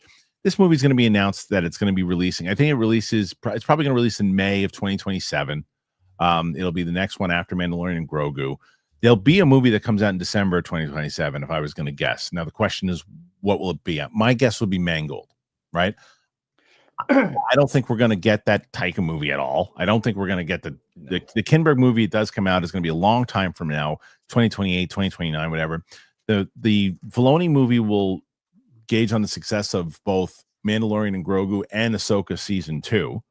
So I think that tracks to make the most sense, Steph, right? You see, we probably get this Shawn Levy movie. And if you're Disney and this guy's coming off of a $1.2 billion movie, you give this to him for his next thing. You say, go make us a movie and see what you can. As far as the tone, the comedy side of it, if they make it there's comedy in Real Steel, right? Real Steel should have been, by the premise, terrible. It's one of my favorite Shawn Levy movies. I love that movie. Have you ever seen it? Real Steel? Yeah. Oh my God. Of course, I have. Yeah. Do you like it too, Mike? I do. It's a really good movie. Anthony Mackie. Oh God, who's the girl from Lost? Anthony Mackie. Mackie was like one of the it's like not co-fighters. Right. Yeah, you're right. Like a coach or something. Deals. You're 100% right. Yes, he was making the deals. So Steph, you hear all this. First of all, do you think that Levy's is the next one? Should it be? And what are your expectations on this movie at all? Yeah, I think that makes sense. Both him and Mangold are really exciting directors right now, so either one of those would make sense, but in the timing wise, yeah, I'm probably leaning more towards Levy coming first. In terms of the speculation around it, it sounds really good to me. It makes me wonder what is going to be the tone of Star Wars movies moving forward. Do I have a preference of what that tone would be? Would it be best to do director by director, or is it good to fill in this like overall vibe and have the directors fit into that space? Mhm. I'm not sure, but it makes me think about that because you bring up the comedy, and sometimes in comedy in Star Wars doesn't work for me. The type of comedy that we've seen, sometimes it does, sometimes it doesn't. Like I like the droids being funny and I like certain situations, but I don't like the story having like it's a serious moment and then it has to have something funny. To me, it like kind of takes me out of the world a little bit. So, but I think Ryan Gosling in a Star Wars movie is really fun. And I do think that this is a good, like the casting speculation would be a good cast to get people kind of back in the theater and forced. Well, people are going to be in the theater for Star Wars regardless, I think, but I think a little bit more like excited, like, oh, they signed on to this project. This sounds promising. I agree. I think that Mike, it's like this is one where it seems like the right things are kind of in motion where these other movies are like, well, this person could be, or this movie might come out. We're not sure when this one, that Ray movie, who knows when that movie's going to come out? They can't get anything to work with that movie. Now Ray, I think, could show up in one of these movies. And I think that going off of what Steph said before, like you could have her pop up in the Shawn Levy movie and maybe continue on there and see what happens from that movie and then continue on, because if you get her having a prominent role in that film and then something happens, like, oh well, what's the continuation of that storyline, and then you can play that and like, now I want to see that movie. The Taika stuff, the other stuff, it's just so far-fetched. The other thing, Mike, because I want to hear your thoughts on all this stuff, what's hilarious is that when we were doing Sith and we were doing, whether it was Jedi Council, anything, when Star Wars was at like a peak, people were talking about Star Wars Celebration 3 months beforehand. What we're going to see, what's going to happen. It's next week. No, I didn't. And I had to Google it. Nobody is talking about Star Wars Celebration right now. I mean, you're not wrong. The only reason I know about it is because a couple of people of our inner circle are there right now for it. Oh yeah, who's going? The Damons. Oh, okay. So they were posting about it. It's this weekend, right, or next weekend? Exactly. It's a week from now. But so they went for a while then. I wouldn't, dude. If I didn't Google it right now, I wouldn't have known either. Yeah, I think. I mean, you're right. Every year it's always like the Star Wars Celebration. I think maybe because there's nothing that's going to be announced. Like there's no big like, oh, we're finally going to see. But that's the thing. I think this stuff we're talking about right now with Ryan Gosling, all that stuff that we just discussed. The Shawn Levy stuff will be announced. I don't know. Maybe because it's in Japan this year, so maybe it's not as big. I don't know. I don't know. Yeah. What do you think about overall? You think the Levy movie is going to go next? Talking about all we talk about, it's so hard to think. Oh Christ, there we go. It's so. I'm at this point like, I don't know, man. It's so off the rails as far as announcements, firings, hirings, announcements, firings, hirings. I'm like, when the movie's ready to be showing a trailer, that's when I'll get excited for it, I think. Yeah, I mean, we're not going to. Well, you're probably going to. That's what we will get probably next week is a trailer for Mandalorian and Grogu. I think we'll get that. So? Yeah, I think we'll get a teaser for Mandalorian and Grogu. I mean, we might as well speculate now, considering we just all realize that it's happening next week. You'll get that. You'll get some Filoni animated show or something that will be in the same, time span with the same characters, whatever. And then the other stuff that we're really going to care about. At that point, April 18th, Andor will probably show one last thing, because it's going to be like they'll have an Andor panel, obviously. I wonder if they'll have any updates. Now, here's Seth. I'll ask you this question: give me a percentage that Kathleen Kennedy at Star Wars Celebration announces A, that she'll be leaving, and B, her successor at Star Wars Celebration. What's the percentage? 20%. Okay. All right. Mike, what do you think? What's the percentage of that happening? 0%. 0. Wow. 0. I won't There's go that no far. way. I won't go There's that. with them talking this new movie coming out. There's no way, and the way how fast they extinguish those rumors of. I want to her know leaving, real quick. I want the audience to start putting their percentage in while you're talking. Go ahead. Yeah. So I say 0%. The fact that the minute we reported on, she was stepping down, this and that. It was like, nope, not retiring. She's there. This is this. Nothing's wrong. No, don't, ignore the man in the behind the curtain. I was like, nah, she's Disney. Like you said, she's got to go out on a high note, and Disney is not. There's no high notes right now. 8%. 8%. That's what you're doing. Yeah, I'll go 8% for me. Yeah, very, very low. And 20% is low, but that's high considering. Okay. So we'll see. What do you guys expect to come out of Star Wars Celebration? Do you think anything's going to come out that's of note? Do you think we're going to get some trailers? Do you think there's going to be some headlines out of this? What do you think the fact that it hasn't been promoted at all, no one's talking about it? Is that a far cry from what even a couple of years ago when Star Wars Celebration was going on? Put your thoughts in there. Let us know what you think. And what do you think about the Shawn Levy movie? Do you think this is going to be the next one that really pops and that they do put it out? And when will it come out? Put your thoughts in there. Let me know.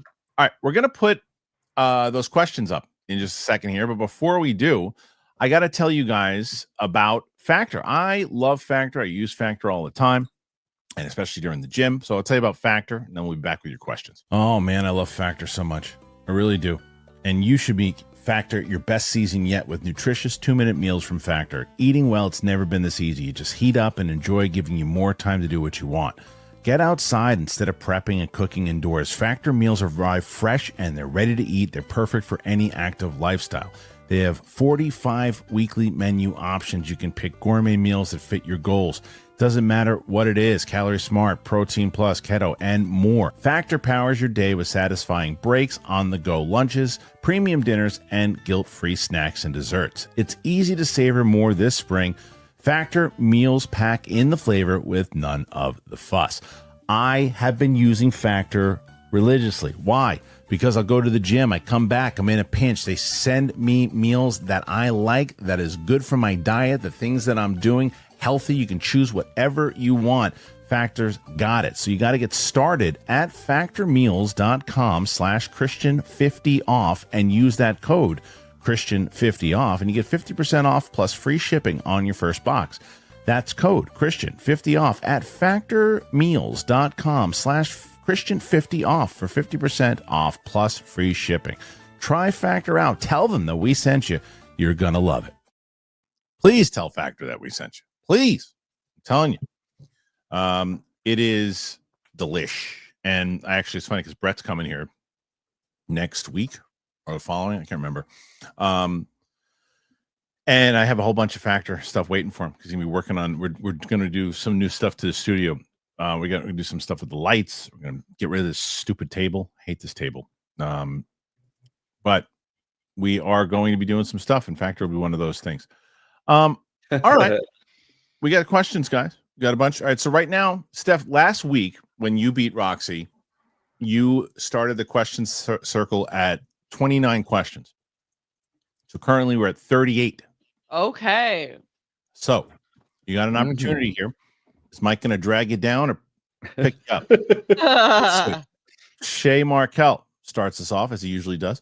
Is the swordsman from Daredevil the same guy that was dating Kate Bishop's mother on the Hawkeye show? I'm enjoying these cool little tie-ins. Oh, that's interesting. Is it? It is.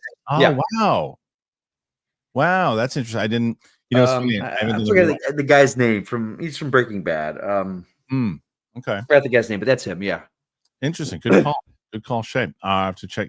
Are you watching? Clearly you're watching. Are you liking it now? I'm only on 3. Oh, okay. I'm not jonesing for it every day, every weekend, or like every new episode. I'm not like, I got to watch the new one. I think because I don't watch it right away and within an hour it's spoiled. So I'm like, yeah, it comes out at 6 p.m. Your time, yeah. Or my time. So it's like, I would usually watch it by 10, but by then it's spoiled. So I'm like, I'll binge it when it all comes out. Yep. All right. El Baba Yaga At this point, Batman 2 is as reliable as Mike's Wi-Fi. Oh man, let's not be that mean to the Batman 2. Buster Barnes. I'm still confident Batman 2 is happening, but for whatever perhaps undisclosed reason Reeves is taking a while, I think we get Brave and the Bold first. I agree. I think we're going to get Brave and the Bold first. Whether or not Batman 2 gets canceled or not, Brave and the Bold is coming out first. If I'm James Gunn, I can't. I think what James Gunn's going to wind up doing is go, look, Matt has this movie for as long as he wants it. Right. Yeah. With everything going on. If he wants to do it, we're going to do it with him whenever he wants to do it. But I can't hold back anymore. So we got to have an idea here saying, look, Matt, when you come back, you got it, but we've got to go forward with our version first. I think that's going to happen. Yeah, that's a very smart call. Yeah. El Baba Yaga, you can have a kid born right now and they're putting on a Batman costume before Robert does. This is just killing me. Why can't we have anything? Riddle me that. I really do think more and more so that's it's clearly because there's things going on with Matt Reeves, whatever those are, and the guy deserves whatever time he needs. And Mike said it before, we're not owed anything. We don't. If there's something going on with the guy in his personal life, whatever it is, we'll know when we know, and we'll probably know at a point where when you go, okay, whatever. Well, we understand. It sucks. We're bummed, and I'm sure you are too. But that's it. It just didn't happen. Shit happens. Okay. Next one, and this is Alex. After seeing Drop last night, I'm all in on Sklenar as the DCU Batman. He feels like Bruce to me. Still hoping we get Batman 2, but I'm holding my breath. Interesting, Alex, and you got that just from Drop, which he's solid as hell in the film. I just thought they could have had him do more in the writing, but he served his purpose for what he's supposed to do. And Alex, have you ever seen 1923? I'm curious because 1923. Like, you know what it is? This is what I will say. This is perfect. I'm glad Alex wrote that. In Drop, you see what he can do as Bruce Wayne. In 1923, you see what he can do as Batman. Like that's okay. Yeah. Sean McCabe. Support for Mike's internet. I know your pain. It wasn't that bad today. Yeah. It wasn't that bad today. Yeah, it wasn't that bad. It wasn't noticed. You're reading, however. Z-Rod, what cameo in the studio is your fave? Mine's Martin. Oh, okay. Are you guys watching the studio? Yeah, but I'm not caught up. I cannot wait to start that show. I cannot wait. It's so good. It's so good. Real quick. Yes. Do your cameo thing. I got to tell you, Ash, something. I would tell you that I think Anthony Mackie's been really good. Scorsese was pretty great too, though. But and Ron Howard. I mean, they're all so good. When he threw his hat, when he throws his hat at him and he falls over like he got hit with a ton of bricks. I saw a clip of that. I pissed my pants. It's great. So Roxy, sorry, Steph, what did you what you love of the show? Yeah. I think Scorsese probably so far, but I need to watch this week's episode. Okay. Yeah, real quick. Are you guys watching The Pit? Roxy talks about it. She says it's really good. Everyone talks about it. It wasn't like I love DR, but I loved it for the character. So Shannon started it. I just sat down and I'm like, it was on in the background. Yeah. 4 episodes later, I'm like, this is the best show. Like people love it. Watching him. So Noah Wiley, is that right? Yeah, but like it's not like ER where everyone's kind of equal and sometimes you'll focus on one. His character and the acting that he has to do and carry in this, it's an Emmy masterclass with this guy. And I don't say stuff like that. He is really good. Okay. It's like the best word of mouth show I've heard of, like adolescence and ER, but ER more so just because it's week by week. Where I hear about it week by week by a new person who has completely different taste from the other person who told me about it. It's ER meets 24. Okay. Yeah, Roxy was talking about that show quite often. All right. David Jordan. Sending money to help Mike Reed. Fair. Good luck. Good luck. Simon Section. Okay, I have to ask. What is an uncertain regard section? An uncertain regard section. You get that? Yes. What is an uncertain? Is that a TV show or a movie? I don't know. Sorry, Simon. I don't know what that means. I apologize. Mike Joyce. Mike, thoughts on the latest Final Reckoning trailer? I loved it. I loved how they're tying everything together from the first Mission Impossible to the last. There was, if you watch it, Mike, when he's in the entity and they have that flash thing, someone paused it and it's a note that says still alive or I'm not dead. So there's talk that Ilsa might be back. So okay. I don't know. I don't know about it, but it looked great. Mick Horn. Hey, Kristian, long time watcher, first time caller. I love that. I got some trade while the link was still up. Sorry they went away for now. Hey, Steph and Mike. I know. Yeah, I don't understand. Look, what are you gonna do? There's so many people. When I did everything I could the last 2 weeks. They leave. I'm gonna keep. I love trade. So hopefully one day they come back. But they're gone. Whatever. I love them though. They're really. I mean, I had them this morning. Ronetta, they were great. Ronetta W. Hey y'all.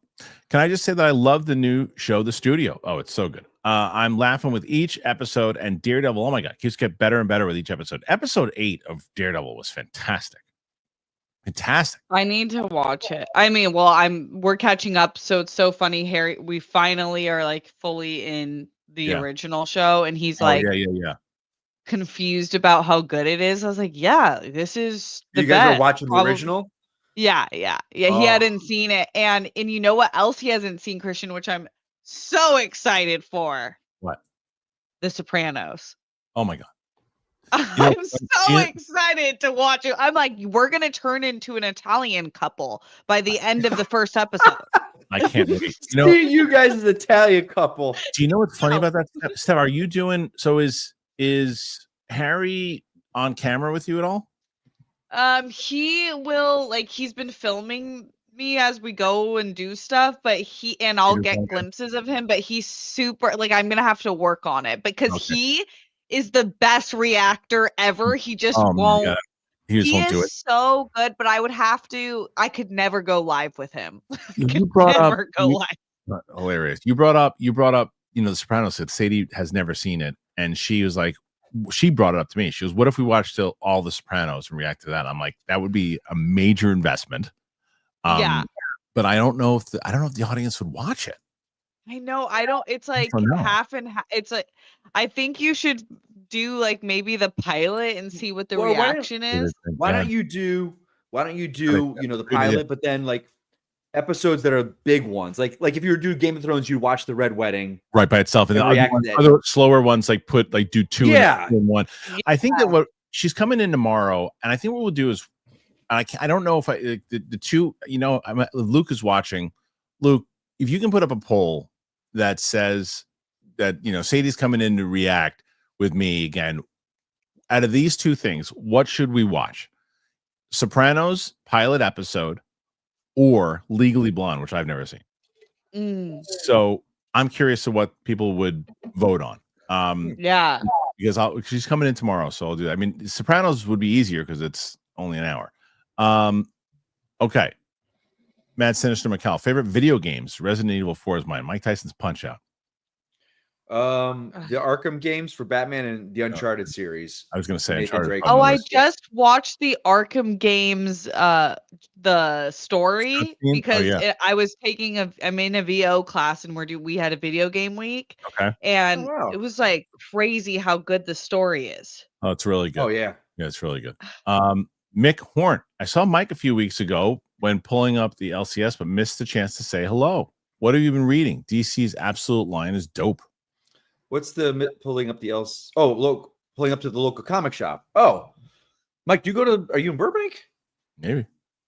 But no, the Absolute line is phenomenal right now. Like, it's how many times they try and reboot, Marvel does it, DC does it, but this one it's just hitting it. It's so different, but so familiar. Yeah. And I just started, I just finished Green Lantern, Absolute Green Lantern, and I'm going to do Flash and Martian Manhunter this week. But yeah, that's some good stuff, man. I know Mike well enough that he's going to laugh as much as I did when I read this just now. Oh, me? You know me? Mighty. Yeah. The 19 gays. Those are some crazy times. Well done, Mike. Well done. You got the roaring 20s and the 19 gays. That's such a good title. So good. Simon Section. Sinners. So if RB3 saw this film, he can honestly say that Michael B. Jordan plays two faces that act differently. Yeah, RB3 always made fun of Michael B. Jordan. Yeah. Yeah. Can I honestly say, what is that baby Iron Giant puppet behind Steph's right shoulder? I'm remodeling, so this is like, I didn't want to draw attention to it. That's a light. Oh. That's a light. So in his face goes a light bulb, but my butt is so big I broke it when I walked by. I was like, damn, that's serious. That's serious. Nice. That's hilarious. Fat ass broke the Iron Giant. Literally, I walked by and I was like, I couldn't even be mad. I was like, yeah, shattered that. Victory. All right. Let's see. King of the Wicker People. I have a theory for Daredevil. Frank had an emotional look on his face after talking with Matt about it. Foggy, like he was involved. I think Frank is the one who shot Foggy and helped him alive somehow. Nah. I don't think so. I don't think that happened, but I do think Foggy is alive. You do? Yeah. In the comics, they did Like, something where he can faked you- his death and he moved to San Francisco Oh, really? Okay. because his life was so fucked up because of Matt. Oh, wow. Okay. I don't see him. I don't think so. Mike Joyce. I'm excited for Eddington the most. I hope it's more like Ari Aster's first movie, Hereditary. His last movie was bad. As a dick monster living in the attic. I don't know enough about that, but I believe it. Hereditary was so good. Which is the one? That's the one with Hugh Grant. No, I don't think so. That's No, Heretic. that's Heretic. Well, yeah. Oh, Hereditary is terrible. Yeah, I don't want to see That's that. the girl that gets her head knocked off by the pole. I haven't seen Yes. it. Yeah, I never. Oh, Yeah, F I that don't- movie. I just that movie. Karina talked But about it's it. actually good. Like it has. No, it's not, it's- Steph. No. Unknown.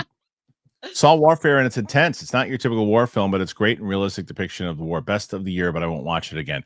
That's kind of what I was thinking. And I was on my, I literally was on my way to go see that movie last night, and I was on the way. I was on the train headed uptown, and then I realized I had to get back to my house, and I got off, went Penn Station, went back home, but yeah, I went. Oh my God, Steph, I went to Sugarfish in Soho yesterday. Holy moly! Wow! It was so dank. Wow! Yeah. I was like, I was It blown is. away. So You good. really think like, oh, this is so gassed, and then you go and you're like, this is to me, it's the best, simplest sushi you can get. I've never Like, that's- been. I've never been to a Sugarfish in yeah. LA. I've never been to Sugarfish in general, and I always wanted to try it, but I was like, it's Soho, so I might as well. It's probably pretty damn good, and it Right. was delicious. It's so good. Yeah. Raft's UK Raft and Batman 2 is like a piece of cheese on a treadmill. Yeah, it's true for when we're the rats.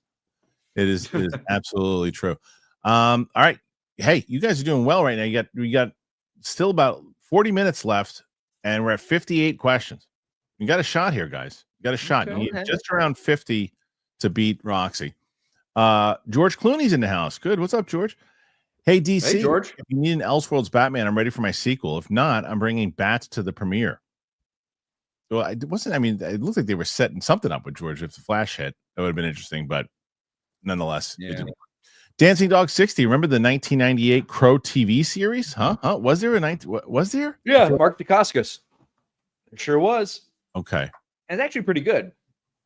I guess Luke put a poll up in the live chat for Luke. Tell me what's winning once we get closer, because I can't check it right now while I'm doing this. Dancing Dog 60. Remember the 94 RoboCop TV series? Huh? I don't. Mike remembers all this stuff. I don't remember any of it. do. Yeah. Wasn't it called like Prime Directive or something? It was like, Maybe. I think so. Maybe.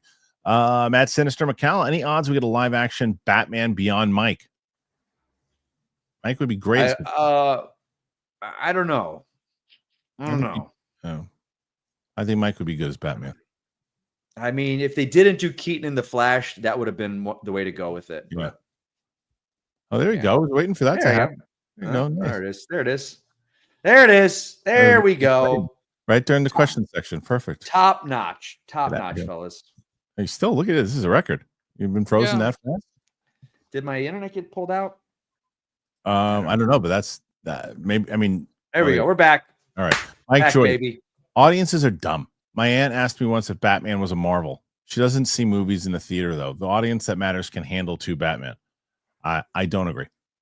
Mike, I'll tell you why, buddy. Because even though we would know it, we're a very small movie-going thing. Yeah. We don't make a blip on the scale of their money. And I hate to say it this way, like it's the people who are watching this show are very biased and think that everybody knows these things. Everybody knows these movies. Everybody knows this. No, They don't. In the same way that sports fans feel like everybody knows who the first baseman of the Mets is. No, they don't. And it's a thing when you have these big, huge movies, they do attract the average normal person. Oh, there's a new Batman movie. We'll go check who's Batman now. That's what's going to be the question a week before the movie comes out. Oh, who's playing Batman now? We'll all know when he gets cast. We'll be talking about it for 2 years. There will be people who are going to see that movie going, oh, wait, there's a Batman. Who's playing Batman? That's going to happen all over the place. And, they can handle it. They won't know what's going on if there's two Batman. And then to show you that, their next answer will be, or the next question, who's the Joker in it? Because they don't understand. They're not following, the villains that have been cast. And they just think Batman and the Joker. And that's what it is. It's true. Dancing Dog 60. If Netflix and Marvel is now in the MCU, Mahershala Ali was technically already in it as Cottonmouth. At this point, I'd like to see a younger actor as Blade. I don't think we're going to see Mahershala Ali as Blade anymore. I don't think it's going to happen. What a bungle that was when you had him being Cottonmouth and he was so good, and then they kill him off halfway through season 1, and then they lose him. And then they put that other guy in there. I'm like, then they lose him as Blade. I mean, this poor guy. It's not working with him. But I hope it does because he's a phenomenal actor. It's just we're not going to see him as Blade. It's not going to happen. Cupcake Bliss. I don't care for Gunn or the DCU, but this is heartbreaking to hear. I wish Matt Reeves a speedy recovery, and I hope with all hope there will be a Batman 2. Yeah, it's one of those wait and see type things now. It really is a wait and see because there's nothing that we can it's just speculation at this point. 62. You guys are climbing. The great Bobby Jackson is here. Gunn's DC feels like my Steelers waiting on the quarterback. DC might be holding off on DCU Batman until they see where Reeves Batman goes. I think that's true. But I do think also, as I said before, I think it's going to be a conversation of but we have to have a timeline. They're reaching the tipping point, I think, where it's like, okay, we got to go. We can't keep holding off on this. Well, because look at it. So let's do the timeline, right? You've got Superman, which now comes out in a couple of months. If it hits, then you're off and running. If it that's the thing though. And I think that's probably what they're looking at more so than anything else. If Superman bombs and doesn't do well, Batman 2 is going to happen. 100%. Batman 2 will happen. Yeah. 100%. If Superman crushes and the DCU is off and running and then Supergirl hits, then it's over for the Batman 2. And I think Supergirl will then go from where do we go from Supergirl? And I don't mean the smaller movies like the Swamp Things and the Clayface. I'll say this. Yeah. So you have Clayface right after Supergirl, but that's smaller. Right. I'm talking I bet if Superman hits and they're off, I bet we see their Batman in Clayface. I bet he pops up, and that's kind of his first that's who he is. I think by then they'll have a good idea if this is working. Yeah. And then it's an easy thing to just put him in there. And you know what? Also, it's a good thing to do. Also, Mike, it gets people in the theater to see Clayface, which is not. It's different. It's different. It's different than Black Adam, right? Now, Black Adam helped tremendously to get people in the theater by saying Henry Cavill was in the movie. That helped tremendously. Yeah. It didn't do enough.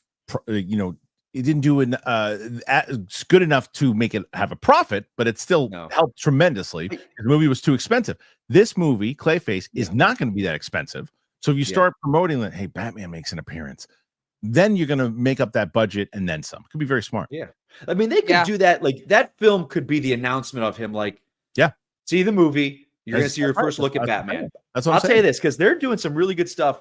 Minecraft, they're talking about that, bubble, it is WB put that Superman thing before it. Do you know how many people's eyes got on Superman because they went to Minecraft that weren't even interested in it?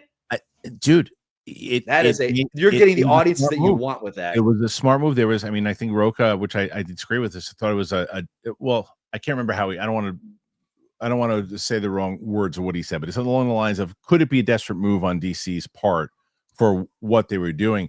And I don't think it was. I think it turned out to be a pretty good marketing play because you're showing 5 minutes of the movie now to a younger crowd. Because who would thought that movie was going to make the kind of money it did? So insane.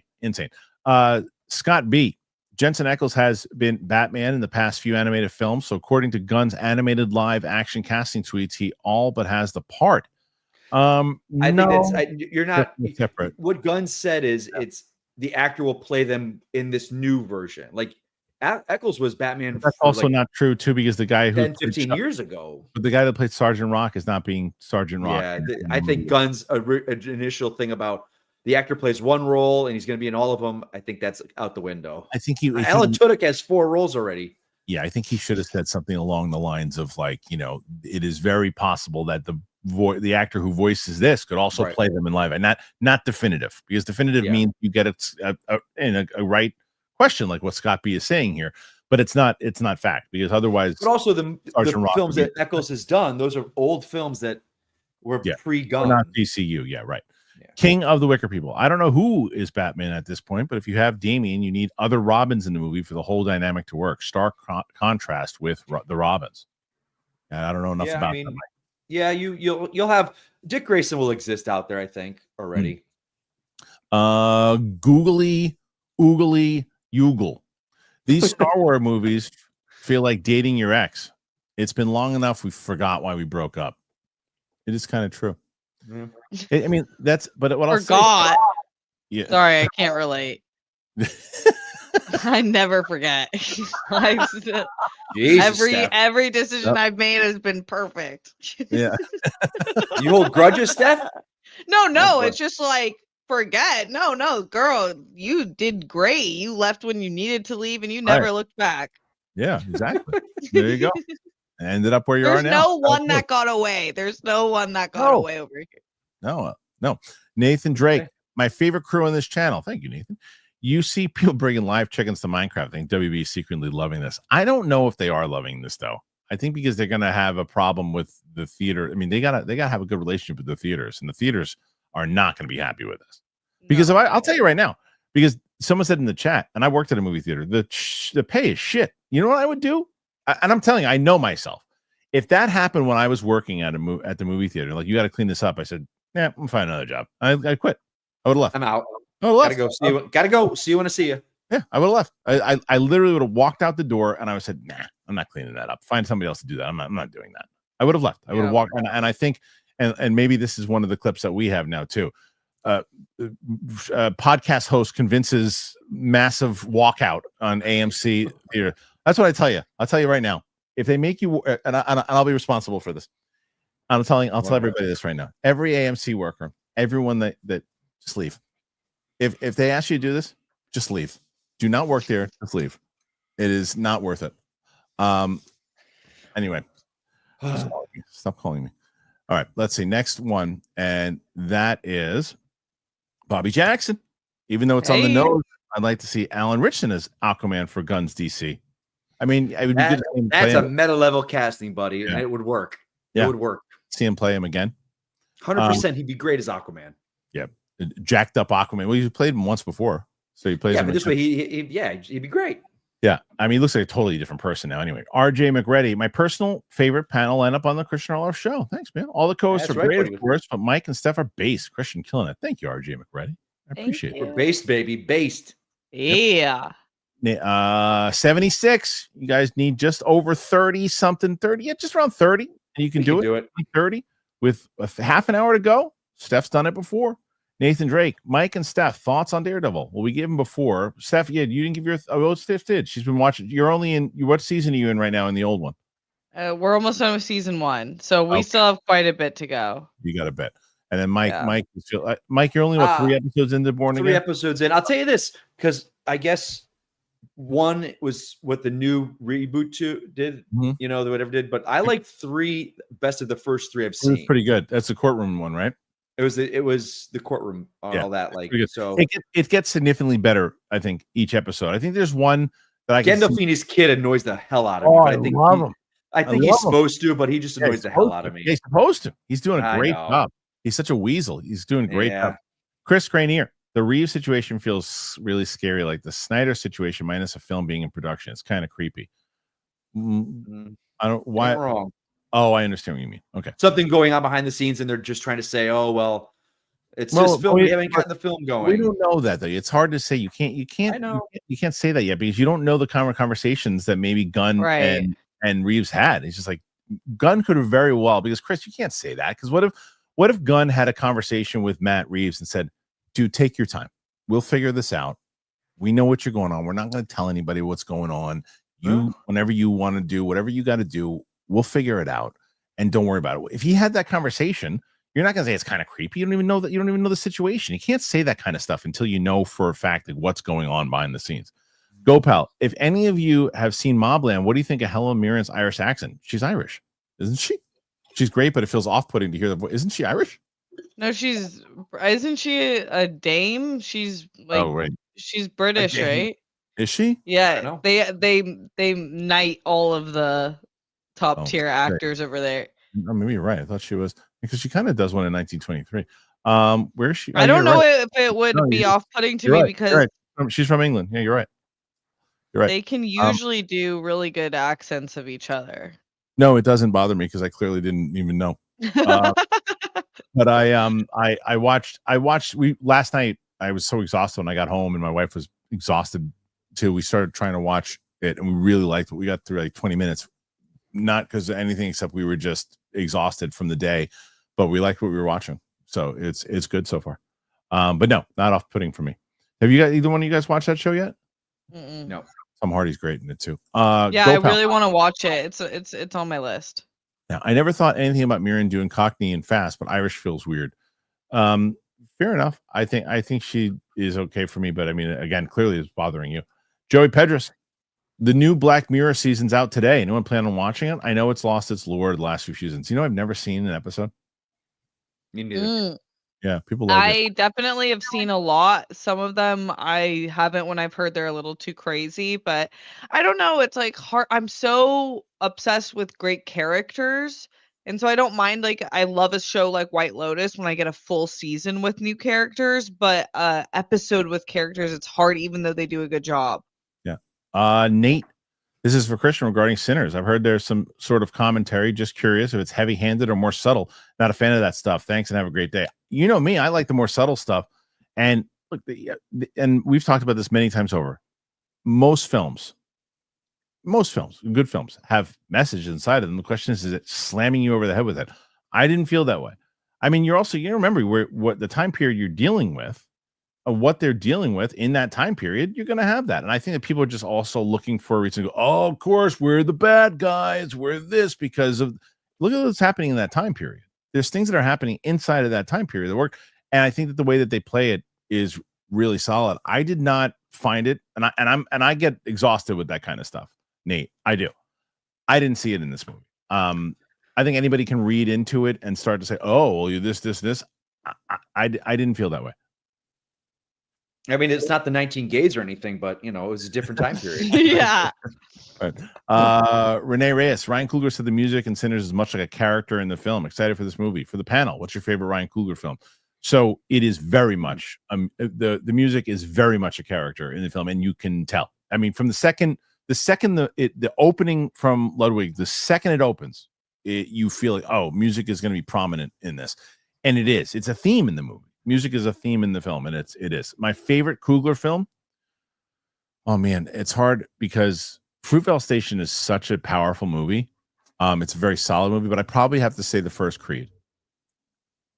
Mm. Yeah. Ooh. My default is Black Panther, Right? but you say Creed, so I'm like, oh yeah, Creed's awesome. Yeah, I'm gonna go Creed to be the less popular. Like Black Panther would be the given of just how good it was, but Creed is just so good. I see Sinners again. I don't know, man. That was a great experience. Steph, you go Black Panther? Yeah. Okay. Chris Greenier, Mike Jensen is already Batman. He already did the voice in animated. It doesn't work like that. Support from Derek. Thank you. Support from Derek. Derek's coming in hot. Trying to push pushing you guys over. 87 thus far. Here comes Derek. Okay. Old man Mike in the house. Good to be back on camera. I'm kicking some Gen Z ace at the theater. Chicken jockey. I'll say, Mike, read this whole thing. Oh, wait, ready? Do it as corruption, Mike. Let me tell you this. First, shut your mouth, and then I'm going to read this. And don't you say a word until I'm done reading it. Okay, you got that? It's good to be back on camera. It's always good to be back on camera. I like to look at my own face after kicking some Gen Z ass out of the theater. Those motherfuckers. Chicken jockey. How about cock jockey? That's who I am. I'll show them the chicken jockey. I'll come in with the cock jockey. They're bringing chickens to the theater. I'll be bringing cocks to the theater. Cock? As in, not what you were thinking. No, like the rooster.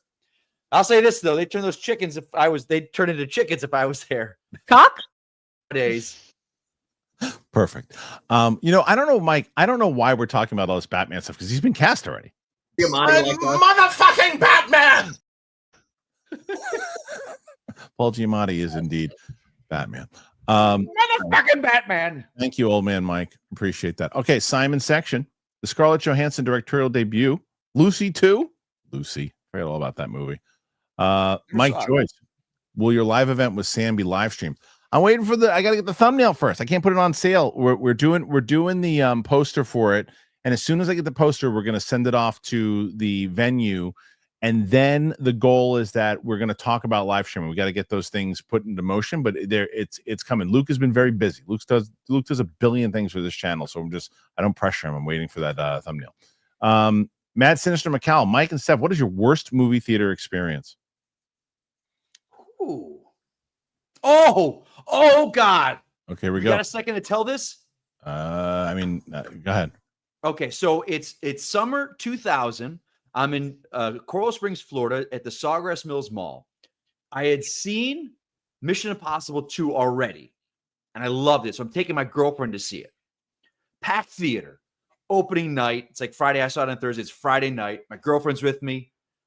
We're next to like 4 people, 2 couples, and they're talking the whole fucking movie, and I'm just getting riled up.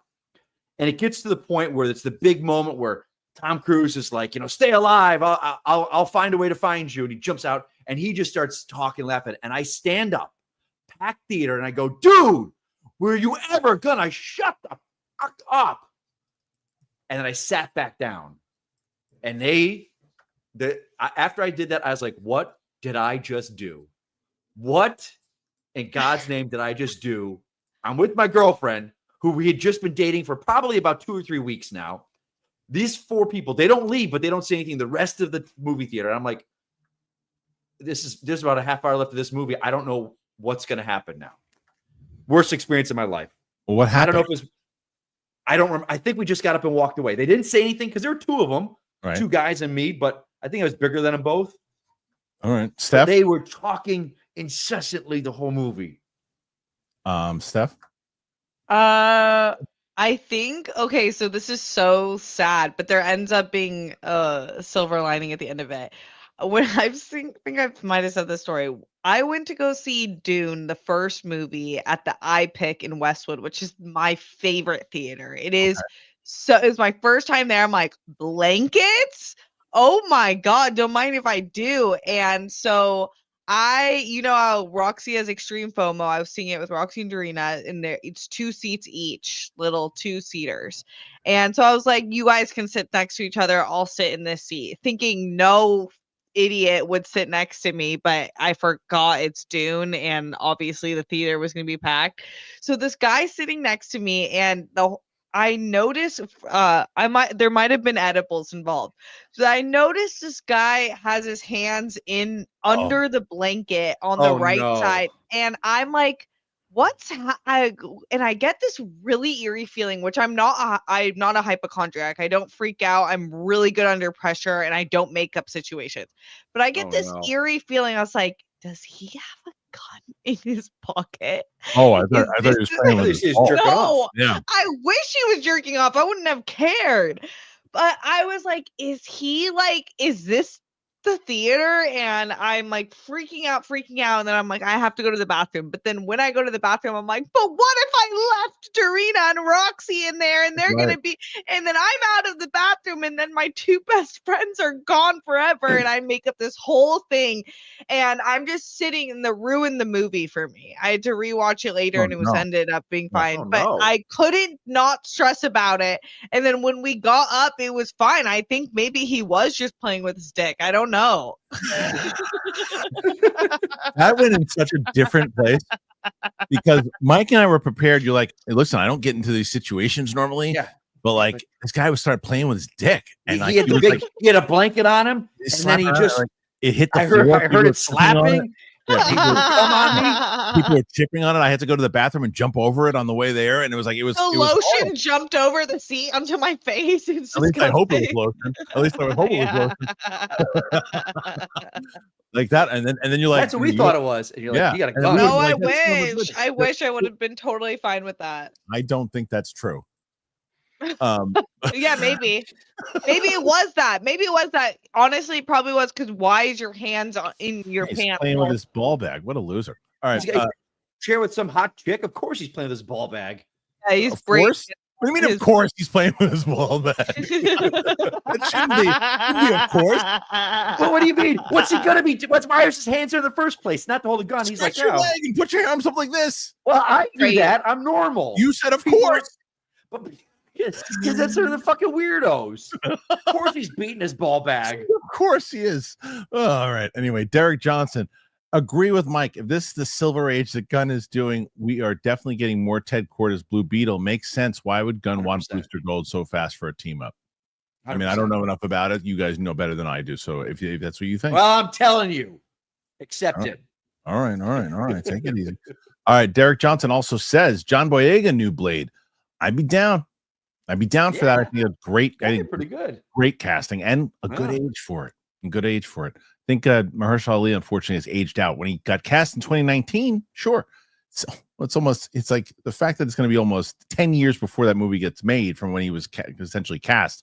King of the Wicker People. I think Frank is more likely than Bullseye not kicking.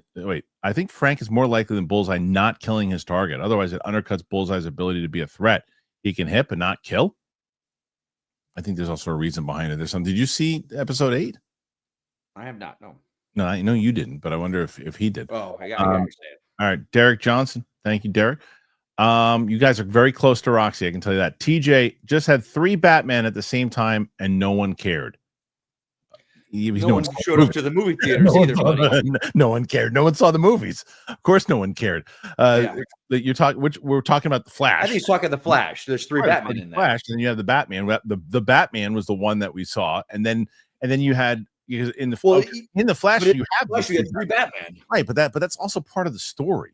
I know. I get it. Story. So that's in the same way had like no way. Hey, here's the thing: if the Flash made $1 billion, we'd be in a very different discussion. Very different discussion. But because in the same way that look, you could have the Spider-Man movies are all like those guys are all in the same movie together, and they didn't come out at the same time. They came out at different time periods. Yeah, all 3 of those movies. So no, Edward Collins too. Mike, I read your Bond book. Loved reading it. Thank you, Edward. Thank you, man. That means a lot. Thank you. Bobby Jackson. Unfortunately, Mahershala had other commitments, and him signing on to do the Luke Cage show was contingent upon his character being killed. Ooh, I did not know that, Bobby. Thank you for telling me that. Go pal. Mark Dacascos will always be Sensei Ping from The Middleman to me. Oh, that's from is that the TV series The Middleman? I assume so. You guys are about 2 away catching Roxy. We got it. Come on now. 2. Okay, we'll see. We'll see if you got it with about 13 minutes left to go. So we got it. Alex, have not seen 1923, but I might need to now, as I might find myself the infamous words of Sam exclaiming, "Pause it!" Hilarious. Yeah, dude, I'm telling you, like my wife is not. She's not easily calling somebody a star. We were watching that show, and she goes, "He's going to be like the next Brad Pitt," is what she said. And she comes out and this is like, and she never says shit like that. It's always, it's always tough with that because it depends on the projects they pick afterwards. Yeah. It really is. I would have said Glenn Powell would be bigger by now, but like Twisters was good, but it didn't hit like the Running Man's coming out. Yeah, Running Man. But I think he's smart. He's smart in that he's not going down the superhero route. Right. And I think that's a smart play because I really like Glenn Powell. I really like him. And speaking about my wife does not like him. She's really Shannon doesn't care for him either. She's annoyed by him. She thinks he's in everything. I was like, he's like one movie. She thought he was. She liked him in Twisters because she's a cowboy herself. Yeah. She likes the Texan. but she doesn't care for him. It's like, I really like the guy. Yeah, I dig it. Me too. Yeah, I like him too. Alex, sad we won't be getting a Landon-directed Scream 7 due to extreme toxic fandom. Between Happy Death Day, Freaky, and Drop, he fit the tone perfectly. Did he do the last one? The last three Screams? I kind of read briefly that he was getting death threats or something. And yeah, you know what? I'm not into that whole thing, but yeah. If you're sending death threats to a Yeah. director, you need to check your life, man. The fandom has gotten so weird. Dude, It's got can I say- hold on. There's so much weirdo shit going on with movie fandom, like in general, like for such a long Right. time. But- It's like the way people respond about movies and the way they do videos and stuff. It's like it's weirdo But like, shit. let me ask you something. And again, social media exacerbated. Do you remember, like, and again, it wasn't as big, but like between like, let's say, Keaton to Kilmer. No, we weren't like FWB. They're not bringing Burton back, not bringing Keaton back. I'm not seeing this. But We're it like, would've, oh, Mike. new But- Batman, But it would- Kilmer. but to be fair, if there was social media back there, it's human You nature. think so? It's not because the social media has shaped this stuff to make it like, oh, well, I have access to do this. It's not like, well, it's just this generation. This generation was trained on this stuff because it fell during their time. If the social media fell at any of that's always like, well, our generation wasn't like that. We didn't have phones. If the phones would have landed and social media would have landed in 1932, right? Or the 19 gays. Right. People would have eventually developed this type of thing because it's human nature But to why? be assholes to each other. And it's like, I'm telling you, like the amount of comments and weird shit that people on movies, it's weirdo shit. It's weirdo shit. Some of that, and I'm talking about, like, I'm not about being passionate about movies. I'm talking about what you're talking about, like death threats on people and making, things to where you're going after people's livelihoods and things like that. It's weirdo shit. And people who do it, they're weirdos. I don't get it. Derek Johnson, support. Thanks, Derek. Cool Cash. Hey, Kristian, I'm excited to see Sinners, but I'm worried because the recent trailer. Also, you're awesome. Look, that was my biggest concern, was the trailer. It's my biggest concern. And I said it in my out of the theater reaction. I said, do I wish that they wouldn't have shown the stuff?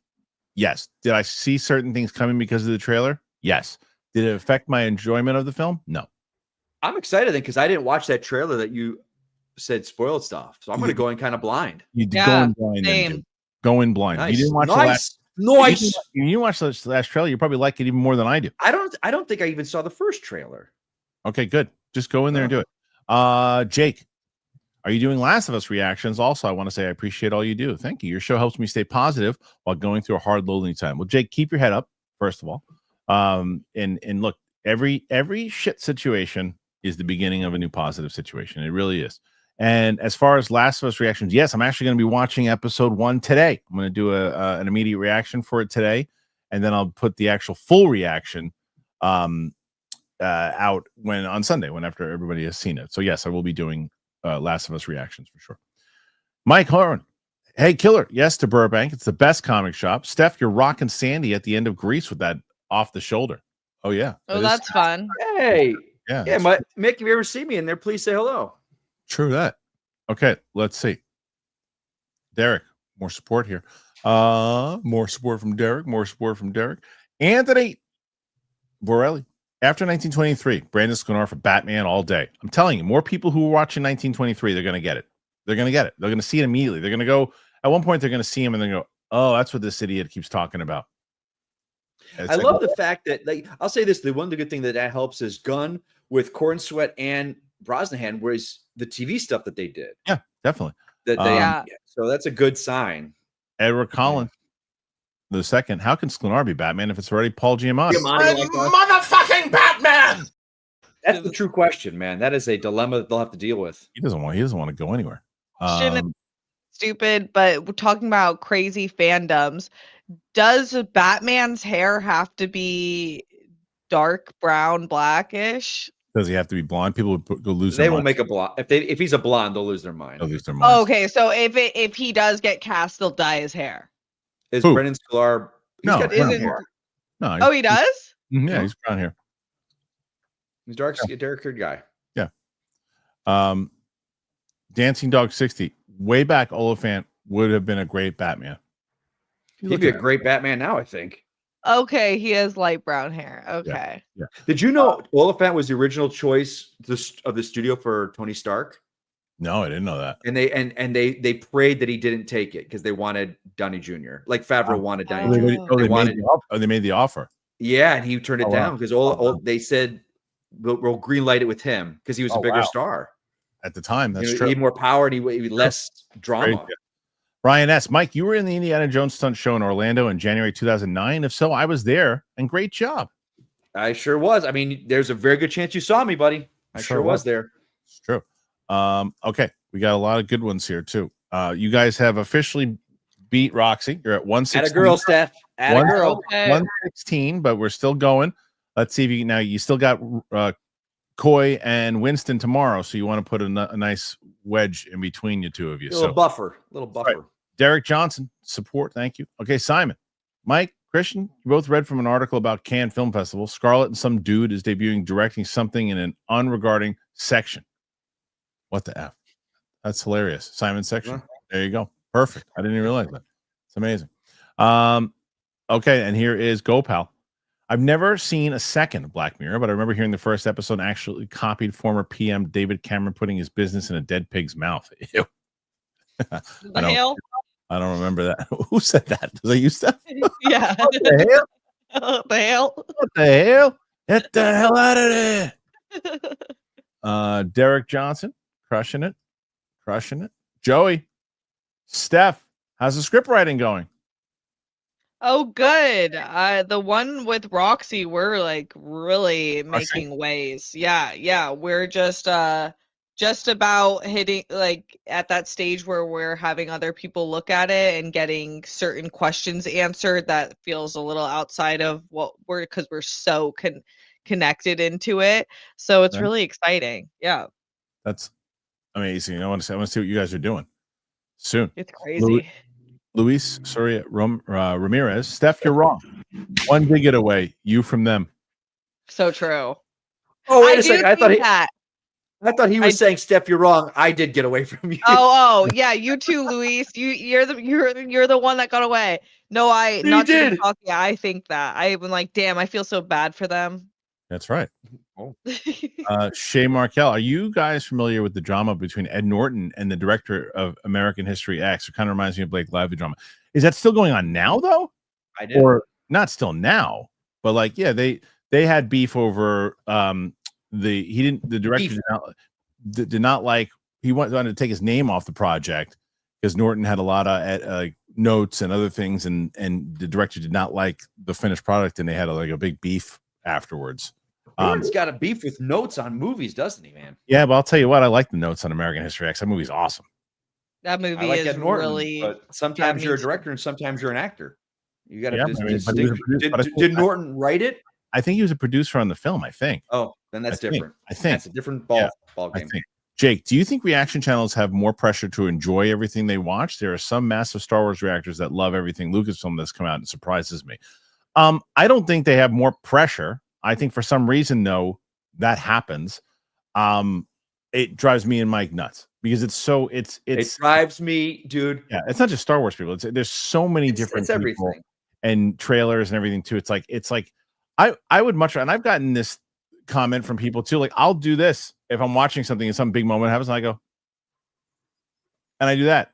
I might go, ha, ho, ha, ho, ha, because some guy just took a sip of his coffee.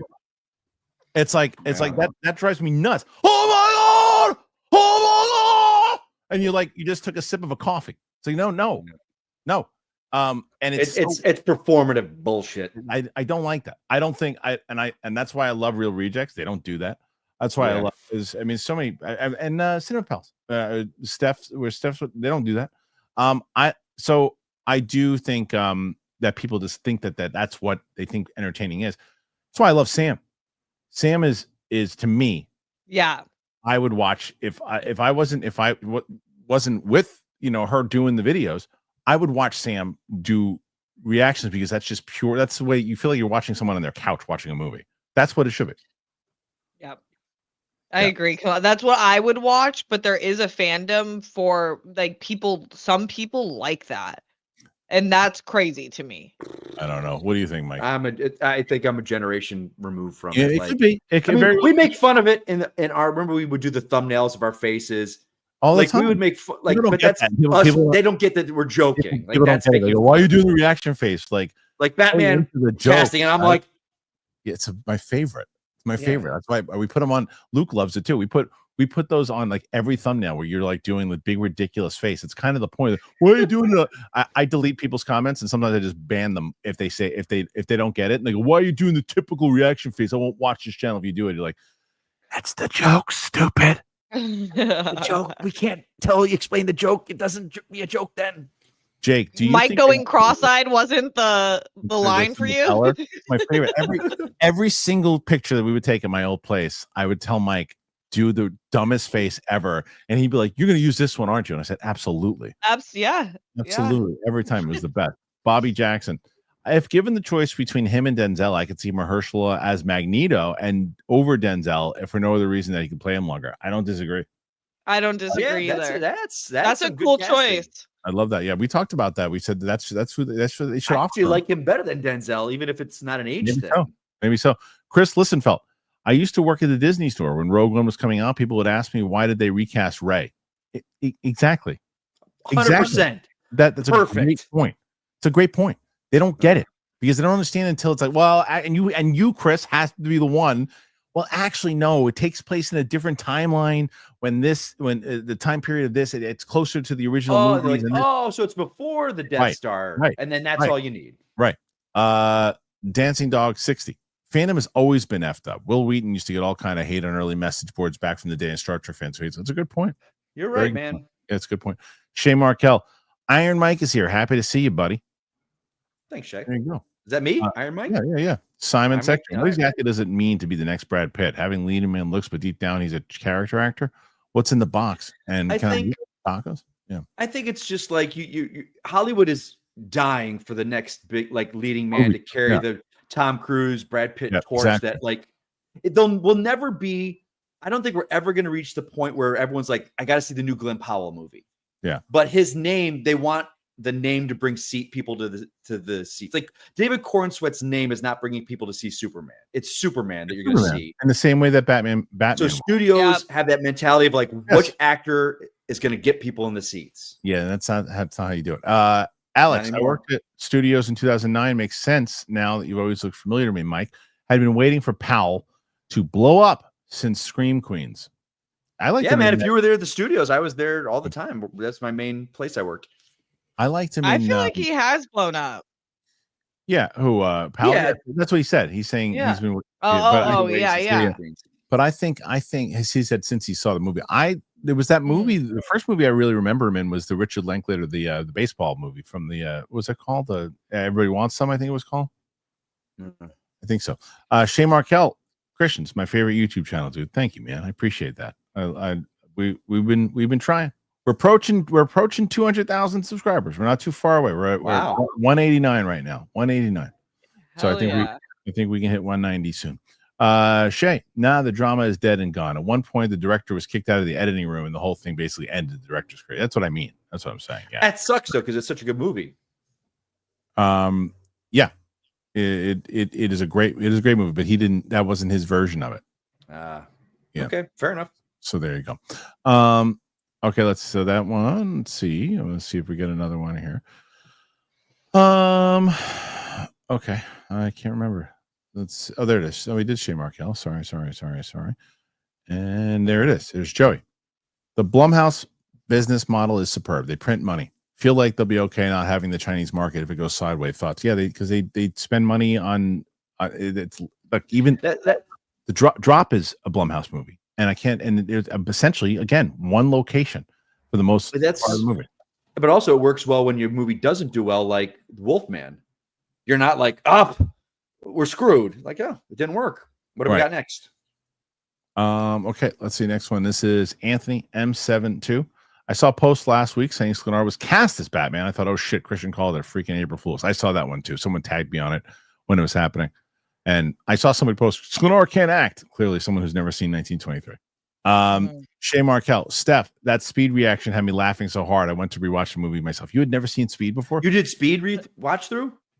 Yes, So good. I'm like, it is so good. So Let me good. tell you, I watching didn't that know that theater movie, dropped.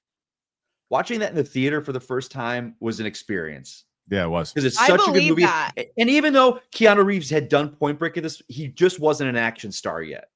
Not to And that that level. movie, that movie changed the way we viewed him. I agree. And Sandra Bullock is just Oh. such a fantastic Mm. leading lady. It's great. Like Even that.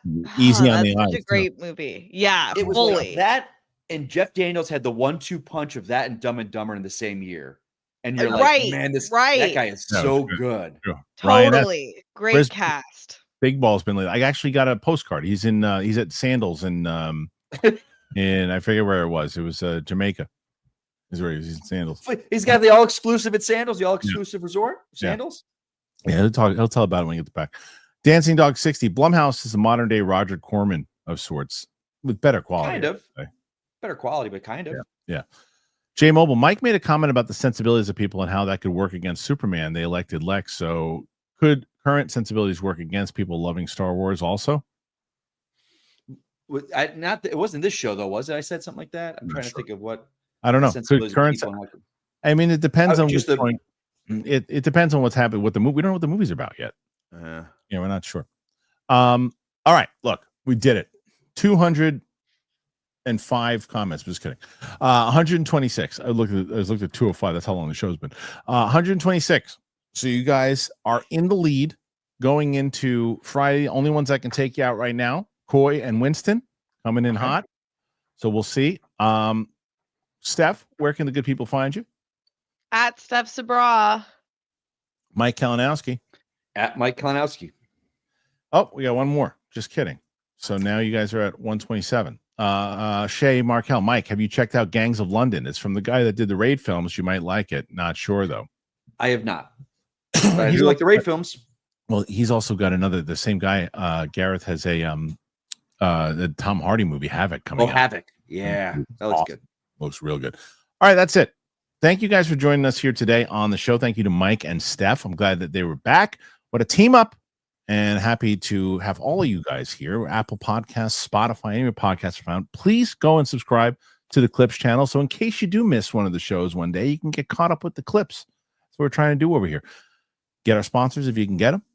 If you want to join the Patreon or the members, what a way to do it is today, because in about 20 minutes from now, doing a live stream with the members only. So all members have access to it. You can go in there. You can check it out. 20 minutes from now, we'll be back on the air. So thank you.